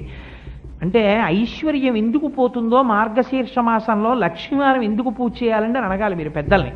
అడిగితే ఎందుకు మీకు లక్ష్మీ కటాక్షం వస్తుందో మీకు చెప్తారు వాళ్ళు. మీరు ఎందుకు చేస్తారండి కనక మహాలక్ష్మి అమ్మవారి పూజ? ఇంట్లో హాయిగా పిల్ల పాప సుఖంగా ఉండి, ఇల్లు ఐశ్వర్యవంతంగా ఉండి, చక్కగా సంతోషంగా ఉండాలని కదా మీరు లక్ష్మీ కటాక్షానికి పూజ చేసుకుంటారు. ఆశ్చర్యం ఏమిటంటే, కనక మహాలక్ష్మి అమ్మవారిని ఉపాసన చేసినటువంటి ఒక బ్రాహ్మణుడి కుమార్తె ప్రతిరోజు కూడా లక్ష్మీదేవితో చిన్న విగ్రహం పెట్టుకుని పూజ చేసేది. ఆవిడ తనకి బెల్లం ముక్క పెట్టినా అమ్మవారికి పెట్టి తను తినేది. ఈ పిల్ల ఇంట్లో ఉన్నన్నాళ్ళు బ్రాహ్మణుడికి ఐశ్వర్యం ఉంది. ఈ పిల్లకి పెళ్లి చేశారు, కన్యాదానం చేశారు. ఈ పిల్ల వెళ్ళిపోతూ వెళ్ళిపోతూ ఆ బొమ్మ పట్టుకుని వెళ్ళిపోయింది. వీళ్ళు అనుకున్నారు బొమ్మే కదా ఆడుకుంటుంటుంది, పట్టుకెళ్ళిపోయింది అనుకున్నారు. ఈ పిల్ల వెళ్ళిపోయింది, పిల్లతో ఐశ్వర్యము వెళ్ళిపోయింది. బ్రాహ్మణుడు భ్రష్టుడైపోయాడు, దరిద్రుడైపోయాడు, అన్నదమ్ములకి తినడానికి తిండి లేదు. ఈ పిల్లకి తెలిసింది, ఈ పిల్ల మర్యాద వల్ల అత్తవారి ఇవిడు చెప్పిన మాట వింటారు. మా పుట్టింటి వారికి ఐశ్వర్యము కల్పిస్తానంది. తప్పకుండా అన్నాడు భర్త. ఆ వచ్చినటువంటి అన్నగారిని పిలిచి, అన్నయ్య ఎంత బాధపడుతున్నావురా అని ఒక కుండ తీసుకొచ్చి కుండ నిండా మొహిరీలు పోసిచ్చి, కానీ అన్నయ్య జాగ్రత్త సుమా దీన్ని పట్టుకెళ్ళేటప్పుడు అని చెప్పింది. ఆయన వెడుతూ వెడుతూ ఆ కుండ తీసుకెళ్ళి ఓ చోట పెట్టి స్నానానికి వెళ్ళాడు. ఓ బాటసారి వచ్చి ఎత్తుకుపోయాడు.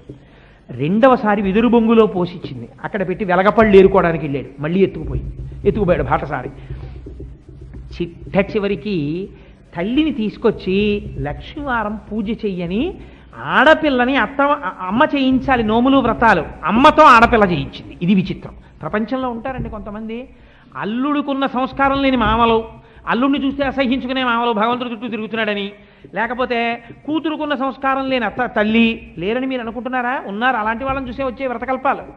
అందుకని ఆ కూతురికి ఏం చెయ్యాలో అర్థం కాక అమ్మ ఒక్క లక్ష్మీవారం పూజని చేయిస్తాను చెయ్యండి. ఆవిడంది ఏం చెయ్యాలి పూజకంది? ఉపవాసం ఉండండి. నేను పొద్దున్న తినేసానే, ఆకలిస్తే మా ఇంట్లో ఏం లేదు కదా, మీ ఇంట్లో చద్దన్నం కనబడితే తినేసానండి. నీ ప్రారంభం ఇలా ఉందమ్మా, వచ్చే లక్ష్మీవారం ఉండు అంది. వచ్చే లక్ష్మీవారం పూజ చేసి, అమ్మా నేను ఎలా చేస్తున్నానో అలా చెయ్యి అంది. ఈవిడ ఎలా చేసిందో ఆవిడ అలా చేసింది. మీరు బాగా గుర్తుపెట్టుకోండి ఎందుకు జరుగుతాయో తేడాలు. ఈవిడ స్నానం చేసింది, తల్లి స్నానం చేసింది. ఈవిడ పట్టుచీర కట్టుకుంది, తల్లి పట్టుచీర కట్టుకుంది. ఈవిడ బొట్టెట్టుకుంది, ఆవిడ బొట్టెట్టుకుంది. ఈవిడ కూర్చుంది, ఆవిడ కూర్చుంది. ఈవిడ పువ్వు వేసింది, ఆవిడ పువ్వు వేసింది. ఈవిడ 4 బూరులు నైవేద్యం పెట్టింది, ఆవిడ 4 బూరులు నైవేద్యం పెట్టింది. ఆఖరణ లక్ష్మీదేవి వచ్చి కూతురు దగ్గర కూర్చొని 4 బూరులు తినేసింది. మా అమ్మ దగ్గర కూడా తినండి, నాకు అక్కర్లేదు. అదేమమ్మా అంత మాట అన్నావు? మా అమ్మకి ఐశ్వర్యం దొరకాలనే నేను ఈ వ్రతం చేయించానమ్మా అంది.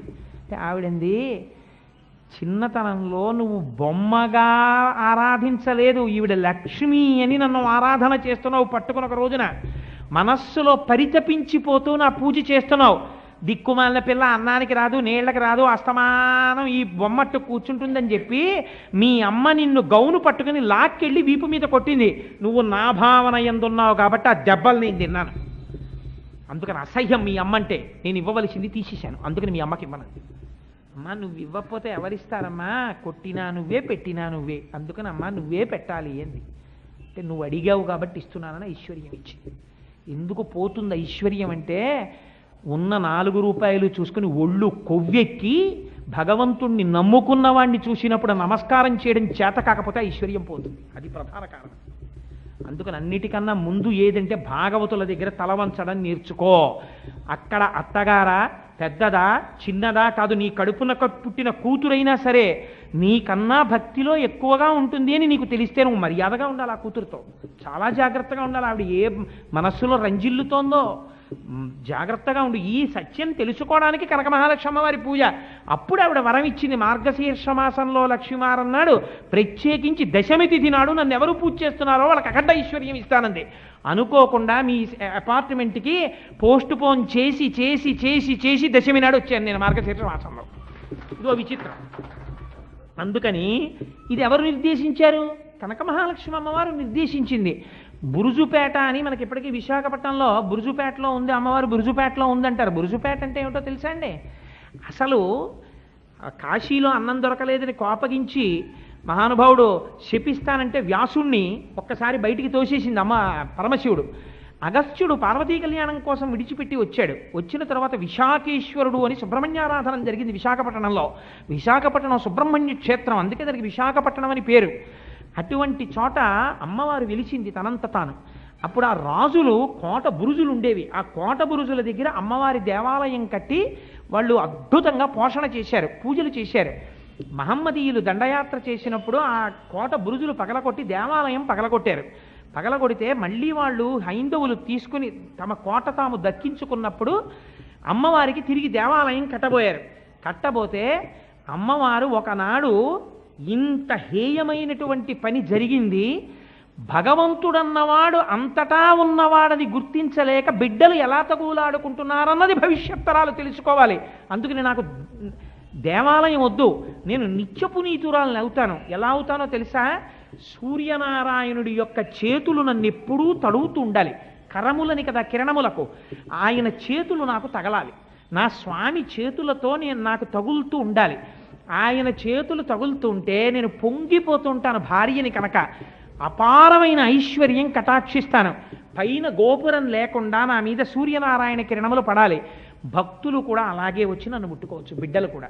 ఇంక ఇవాళ నుంచి అర్చక సంబంధమైన పూజ కాదు, బిడ్డలే వచ్చి నా పాదాల మీద పసుపు కుంకాలు వేసుకోవచ్చు అని అమ్మవారు వరం ఇచ్చింది. కనక మహాలక్ష్మి అమ్మవారు మాట్లాడి వరం ఇస్తే అప్పటి నుంచి పూజ అలా జరిగేది.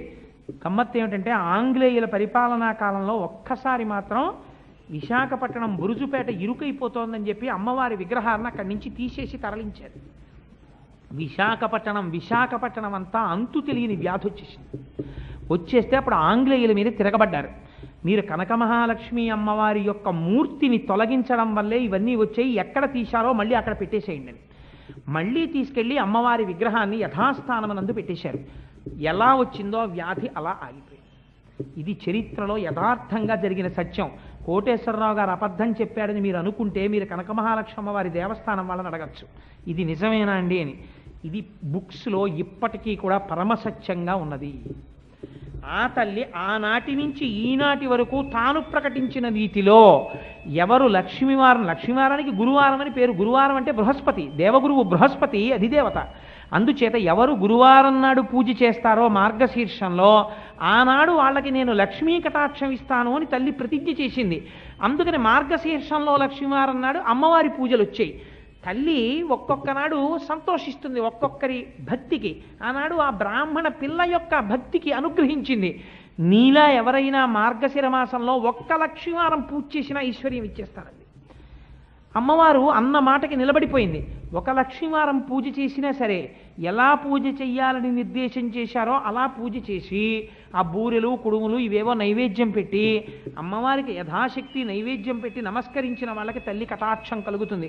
శ్రావణ మాసంలో శుక్రవారం నాడు ఇటువంటి వ్రతకల్పం జరగాలి అని చారుమతి అనబడేటటువంటి బ్రాహ్మణ కాంతకి లక్ష్మీదేవి ఉపదేశం చేసింది. వరలక్ష్మి ఎందుకు ఉపదేశం చేసింది అన్నది మీరు కనిపెట్టాలి. అది రహస్యం. వరలక్ష్మికి చారుమతి ఎందుకు కనపడిందండి? మనం వరలక్ష్మి వ్రతం కథ చదువుకున్నాం అంటాం. ఎందుకు కథ చదువుకోవడం అంటే ఏదో కథ చదువుకున్నామని చదువుకోమంటాం కాదు. ఆవిడ లక్ష్మీదేవి పూజ చేసిందని చెప్పలేదు. అత్తమామల్ని సేవించింది, భర్తని దైవంలా చూసుకుంది. ఇంట్లో తెల్లవారి లేచేటప్పటికీ స్నానం చేసి ఇల్లాలు ఎలా ఉండాలో అలా ఉండేది. అంతే ప్రీతి చెందింది అమ్మవారు. కనబడి నేను వరలక్ష్మిని అని ఇంట్రడ్యూస్ చేసుకుంది. అది విచిత్రం. అమ్మ నువ్వు లక్ష్మీదేవి అని స్తోత్రాలు ఆవిడ చేయలేదు. ఈవిడొచ్చి అమ్మ నేను వరలక్ష్మినమ్మా నన్ను పూజ చేయవా అని అడిగింది. ఒక్కొక్క నాడు భగవంతుడు అనుగ్రహం ఎలా ఉంటుందో చూడండి.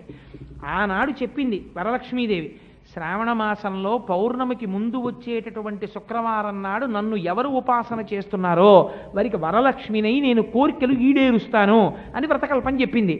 శివుడు పార్వతీదేవికి చెప్పాడు. ఆ వ్రతకల్పం ఎలా ఉందో అలాగే చేస్తానంతే ఇప్పటికీ. అందుకని ఇవన్నీ ఎక్కడి నుంచి వస్తాయి? నైమిత్తిక కర్మలు. అంటే ఈ నైమిత్తిక కర్మలన్నీ కూడా మీ మనస్సుని బాగు చేసుకోవడానికి ఉపయోగపడేవి. ఒక స్త్రీకి ధర్మం ఏమిటండి?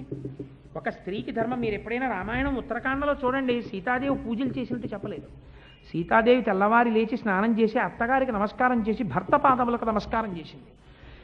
స్త్రీ ఎలా ప్రవర్తించాలో అలా ప్రవర్తిస్తే భర్తగారు సంధ్యావందనం చేసుకోవాలంటే భార్య గారు మడినీళ్లు పట్టుకెళ్ళి అక్కడ పెట్టింది అనుకోండి, పూజ గది శుభ్రం చేసి పెట్టింది అనుకోండి, కాస్త ముగ్గేసి పెట్టింది అనుకోండి, అపారమైన పుణ్యం ఆవిడ ఖాతాలో పడిపోతుంది. వెళ్ళి ఆవిడ నేను పూజ చేసుకోవాలి, నీ ఇష్టం నువ్వు చేస్తే చేసుకోవాలి అట్లా మానే అందనుకోండి, నా పూజ అయ్యాక ఎన్నింటికి నువ్వు చేసి సంధ్యావందనం అంటే ప్రాయశ్చిత్త సంధ్యావందనం మొగుడు చేసుకునేటట్టు చేసిన పాపం ఆవిడ ఖాతాలో పడిపోతుంది. వెళ్ళి ఎలా ఉండాలో అలా ఉండాలి. అలా ఉంది కాబట్టి చారుమతికి వరలక్ష్మీదేవి దర్శనమిచ్చింది. నువ్వు అలా ఉండడం నేర్చుకో. ఇల్లాలిని బట్టే ఐశ్వర్యం ఉంటుంది. అందుకని శ్రావణ మాసంలో వరలక్ష్మీ వ్రతం చేయించడానికి కథ చదువుకోండి అనడానికి కారణం చారుమతికి ఎలా ప్రసన్నమైందో నీకు అలా ప్రసన్నం అవ్వాలంటే వ్రతం చేస్తే కాదు, వ్రతం అనుషంగికం. అలా ఉండడం ముందు నేర్చుకో. నేర్చుకున్నప్పుడు వ్రతం చేయి, అదృష్టం కలుగుతుంది. వ్రతం ఇక్కడ చేసేసి వచ్చి కుర్చీలో కూర్చున్న దగ్గర నుంచి ఆయన్ని అత్తగారిని మామగారిని చెండేస్తే వరలక్ష్మి అనుగ్రహం ఎక్కడి నుంచి కలుగుతుంది? కలగదు. అందుచేత ఇవి తెలుసుకోవడానికి మనసుకు పట్టిన బూజుని కర్ర పెట్టి దులపడానికి నైమిత్తిక కర్మలు వస్తాయి. అంతేకాని ఏమంటే మార్గశిర మాసంలో లక్ష్మీవారం నాడే చెయ్యాలా, పొద్దున్నే చెయ్యాలా, సాయంకాలం చెయ్యాలా, కొబ్బరికాయ ఇటు తిప్పి పెట్టాలా, కొబ్బరికాయ అటు తిప్పి పెట్టాలా, ఇవన్నీ అనుషంగికమైన విషయాలు. అసలు దాని వెనకాతలో ఉన్న పరమరహస్యం ఏమిటో నువ్వు అర్థం చేసుకుంటే నువ్వు చేసినటువంటి పనికి సార్థకత కలుగుతుంది. కాబట్టి దానాదీన ప్రధానమైన విషయం ఇది. భగవంతుని యొక్క పాదముల యందు విస్మరణము ఉండకూడదు. భాగవతంలో ఏం చెప్పారో తెలుసా అండి? మరణమేది జీవనమేది అని అడిగారు. అడిగితే ఎంత అందంగా చెప్పేశాడంటే శుకుడు, జీవనమనగా భగవంతుని యొక్క పాదార విందముల యందు విస్మృతి కలగకుండుట, అంటే ఈశ్వరుణ్ణి మరిచిపోయి బ్రతకకుండుట. అలా బ్రతుకుట మరణము. వాడు బ్రతికి ఉన్నాడా? తిరుగుతున్నాడు. నడపీనుగు తిరుగుచున్న శవము. భగవంతుని యొక్క పాదముల యందు విస్మృతి లేదు. పూజ చేస్తున్నట్టు రమణ మహర్షి పూజలు చేసినట్టు ఎక్కడా లేదు. అందుకని ఆయన భక్తుడు కాడని మీరు అనగలరా? భగవంతుని యొక్క పాదముల నుంచి విడిపడకుండా కష్టమైన సుఖమైన ఎప్పుడు ఆయన్నే తలుచుకుంటున్నాడు అనుకోండి, అది జీవనము. వాడు బ్రతికి ఉన్నవాడు అని వాణ్ణి పిలువు. మిగిలినటువంటి వారికి ఆ స్థాయి ఉన్నది కాదు. కాబట్టి జీవించి ఉన్నాడా మరణించి ఉన్నాడా భగవంతుని యొక్క నామముతోడి అనుబంధము. ఏది జరిగినా ఈశ్వరానుగ్రహాన్ని చూడడం, భగవంతుని పాదముల యందు భక్తితో బ్రతకడం, ఇది మనకి ఋషులు వైదికంగా ఇచ్చినటువంటి సంప్రదాయం. ఇది మనకి ఇచ్చినటువంటి అలవాటు. కానీ ఇవాళ దురదృష్టకరమైన విషయం ఏమిటంటే వైదికంగా పరమశివుడు పార్వతీదేవికి ఏ మూర్తిని ఆరాధించమని చెప్పాడో, లేకపోతే శ్రీ మహావిష్ణువు యొక్క స్వరూపాలని వేటిని ఆరాధన చెయ్యమని శాస్త్రం చెప్పిందో, లఘుగాయత్రి నిజంగా దేవతలకి వేటికి మాత్రమే లఘుగాయత్రులు ఉన్నాయో, వేదప్రోక్తమైనటువంటి మంత్రములు ఏ మూర్తులకు మాత్రమే ఉంటాయో అవి తప్ప మిగిలినవన్నీ పట్టుకునే అలవాటు ఇవాళ మనకి దాపురించి. కారణం ఏంటంటే వైదిక సంప్రదాయము మంట కలిసిపోతుంది. కారణం ఏమిటంటే ఇవి నీకు అక్కర్లేదు, కొత్త కొత్తవన్నీ కావలసి వస్తున్నాయి. దానివల్ల ఏమవుతుందంటే ఆచారము భ్రష్టమైపోతుంది. ఆచారము భ్రష్టమైతే ఆ మనస్సు భగవంతుని పాదముల యందు నిలబడదు. కాబట్టి వేద ప్రమాణమును గుర్తిరిగి ఏది శ్రౌతమో, ఏది ఋషులు చెప్పారో, ఏది ఋషులు చెప్పినది మాత్రమే మనకి అధికారం. అల్లా వాడు చెప్పాడండి, ఇలా వీడు చెప్పాడండి, వాళ్ళు ఋషులు కారు. నీకు ఋషులు చెప్పాలి. ఇది ఋషి ప్రోక్తమో. పార్వతీదేవి పరమేశ్వరుణ్ణి అడిగింది, పరమశివుడు చెప్పాడు ఈ వ్రతం చెయ్యవచ్చు. స్కాంద పురాణం చెప్పింది కార్తీక మాసంలో ఇలా చెయ్యమని, నువ్వు చెయ్యవచ్చు. సత్యనారాయణ వ్రతం ఇలా చెయ్యమని చెప్పింది, నువ్వు చెయ్యవచ్చు. వైదికము కానిది, ఋషి ప్రోక్తము కానిది, నీ సొంతమైంది నువ్వు చేయడానికి వీల్లేదు. అది మాత్రమే నువ్వు చెయ్యాలి. ఎందుకనంటే పిల్లాడికి తెలియదు తను నువ్వులు గుండ అన్నం తినాలో, గోంగూర పచ్చడి అన్నం తినాలో, పప్పు అన్నం తినాలో వాడు కాదు తినవలసింది. అమ్మ చెప్పాలి వాడికి ఏది పడుతుందో. అమ్మ పెట్టినది తింటే వాడి ఆరోగ్యం బాగుంటుంది. వాడు సొంతంగా తినడం మొదలెడితే నానా స్పెషలిస్టుల దగ్గరికి వెళ్ళవలసి ఉంటుంది. అందుకని అమ్మ వేదం, వేదమాత గాయత్రి. గాయత్రి అనుష్ఠానం మానేసి మిగిలినవి ఎన్ని పూజలు చేసినా, మిగిలిన ఎన్ని గొప్ప గొప్ప దేవాలయాలు మేము తిరిగామన్నా, ఎంత కొత్త కొత్త విషయాలు పట్టుకున్నా భ్రష్టుడవవుతావేమో కానీ ఉన్నతిని పొందలేవు. ఇది మాత్రం పరమసత్యం. సత్యం సత్యం పునఃసత్యం. ఇందులో నాకేం భయం లేదు, ఉన్నమాట ఉన్నట్టు చెప్తున్నాను. అసలుది పట్టుకుని వైదికమైనటువంటి విషయాన్ని పట్టుకుని అనుషంగికంగా నువ్వు ప్రపంచాన్ని ప్రేమించు. అందరి యందు జ్ఞానముతో ఆనందముతో ఒక నమస్కారం చేయి. అది దోషమని ఎప్పుడూ చెప్పదు శాస్త్రం. ప్రతి వాణ్ణి మహానుభావుడిని నమస్కారం చేయి, పూజ చేయి, ఒక పుష్పం సమర్పించు, ఒక పుష్పహారం వేయి, ఏమీ దోషం ఉండదు. కానీ అసలు వేదప్రోక్తం ఏదో ఋషులేవి చెప్పారో అవధులేసి అక్కర్లేనివన్నీ నువ్వు పట్టుకుంటే పాడైపోతావు. అందుకని ఋషి ప్రోక్తం ఏదో అది తెలుసుకో. పూజా విధానము ఎలా చెప్పబడిందో అది తెలుసుకో, అలా చెయ్యి. అది దాని వెనకాతల నీ ఆరోగ్యం ఉంది, నీ మనస్సు ఉంది, నీ ప్రాణం ఉంది, నీ ప్రాణశక్తి ఉంది, నీ అభివృద్ధి ఉంది, నీ కుటుంబం అభివృద్ధి ఉంది. ఇన్నింటిని ఋషులు దాచారు. అమ్మ చెప్పిన ప్రతి పనికి కారణాలు చెప్పక్కర్లేదు. ఒరే ఇంకా పడుకో, 10 అయింది, రేపు తెల్లవారకట్లేదు చదువుకుందు కానీ అని అమ్మ అనడం వెనకాతల నీ ఆరోగ్యం ఉంది. అమ్మ వీడిని 10 వరకే చదువుకునేటట్టు చేసి పడుకోబెట్టేస్తే వీడికి 33 మార్కులే వచ్చి ఫెయిల్ అయిపోతే వాళ్ళ నాన్న పట్టుకుని చావగొట్టేస్తుంటే చూసి సంతోషిద్దామని పడుకోబెడుతుందండి. 10 గంటలు దాటి చదివితే వీడు మర్నాడు పరీక్ష రాయలేడు, వీడికి నిద్ర వచ్చేస్తుంది పరీక్షలో. నా కొడుక్కి బలహీనత ఇది, అందుకని 10 గంటలకు పడుకోబెట్టేస్తుంది అమ్మ. అమ్మ ఎలా చెప్తుందో ఋషులు అలా చెప్తారు. కాదని అమ్మ మాట నువ్వు 11 వరకు చదివితే వచ్చినట్టుగా ఉన్నది పరీక్ష హాల్లో జారిపోయినట్టు నీకు చాలా బాగున్నట్టు అనిపించింది, నీ పతనానికి తీసుకెళ్ళిపోతుంది, నాచు మెట్ల మీద ప్రయాణం అవుతుంది. కాబట్టి అది తెలిసి ఋషి ప్రోక్తములు వైదికమైనటువంటి విషయములను మాత్రమే పట్టుకుని తర్వాత నువ్వు ప్రతి మూర్తికి నమస్కారం చేయి, ప్రతి వారిని ఆదరించు, అంగీకరించు, ఒక నమస్కారం చేయి, దోషం లేదు. అలా ఉపాసన ఉండాలి. పూజ గురించి మీరు 4 మాటలు నన్ను చెప్పమన్నారు కాబట్టి ఇవాళ పూజ గురించి 4 మాటలు నిత్య నైమిత్తిక కర్మల గురించి తెలియచేసి ఉన్నాను. ఇంకా ఇంతకన్నా నేను విశేషంగా వ్రతకల్పములు వీటి గురించి మాట్లాడితే ఇవాళ ఉపన్యాసం పూర్తయ్యే అవకాశం ఉండదు. ఎందుకు అలా ఆరాధన చేస్తారు, ఎందుకు మంటపాలు వేస్తారు, ఎందుకు అలా ప్రసాదాలు పెడతారు, ఆ ప్రసాదానికి కూడా ఎందుకు అలా నిబద్ధం చేస్తారు. సత్యనారాయణ స్వామి వారి ప్రసాదం సమోసాలు పెట్టకూడదా అంటే పెట్టకూడదండి అని ఎందుకు అనాలి. ఆ సత్యనారాయణ ప్రసాదం అంటే ఆ గోధుమ నూకతోనే ఎందుకు చేయాలి? ఏమంటే సౌత్ ఇండియా అంతా బియ్యం తింటారు కదా, సత్యనారాయణ స్వామి వారికి ఒక్కరికి గోధుమ నూకతో ప్రసాదం ఏంటంటే బియ్యం నూకతో చేయకూడదా? గోధుమ నూక కూడా చెప్పాలా? స్కాంద పురాణం వ్యాసుడు చెప్పాలి. ఎందుకు చెప్పాడో వ్యాసుడికి తెలుసు, నీకేం తెలుసు? దాని గురించి పెద్దలను అడిగితే తెలుస్తుంది ఎందుకు చేస్తారో గోధుమ నూక ప్రసాదం, దాని మీద అరటిపండు ఎందుకు పెడతారో, శివలింగానికి అభిషేకం చేసే ముందు పువ్వు ఎందుకు బోర్లు ఇస్తారో పెద్దలను అడిగితే తెలుస్తుంది, నీకేం తెలుస్తుంది? నీ అంతా నీకు తెలియదు, పుస్తకం అన్నా పట్టుకుని జాగ్రత్తగా చదవాలి, పెద్దల పాదాలు పట్టుకునన్నా తెలుసుకోవాలి.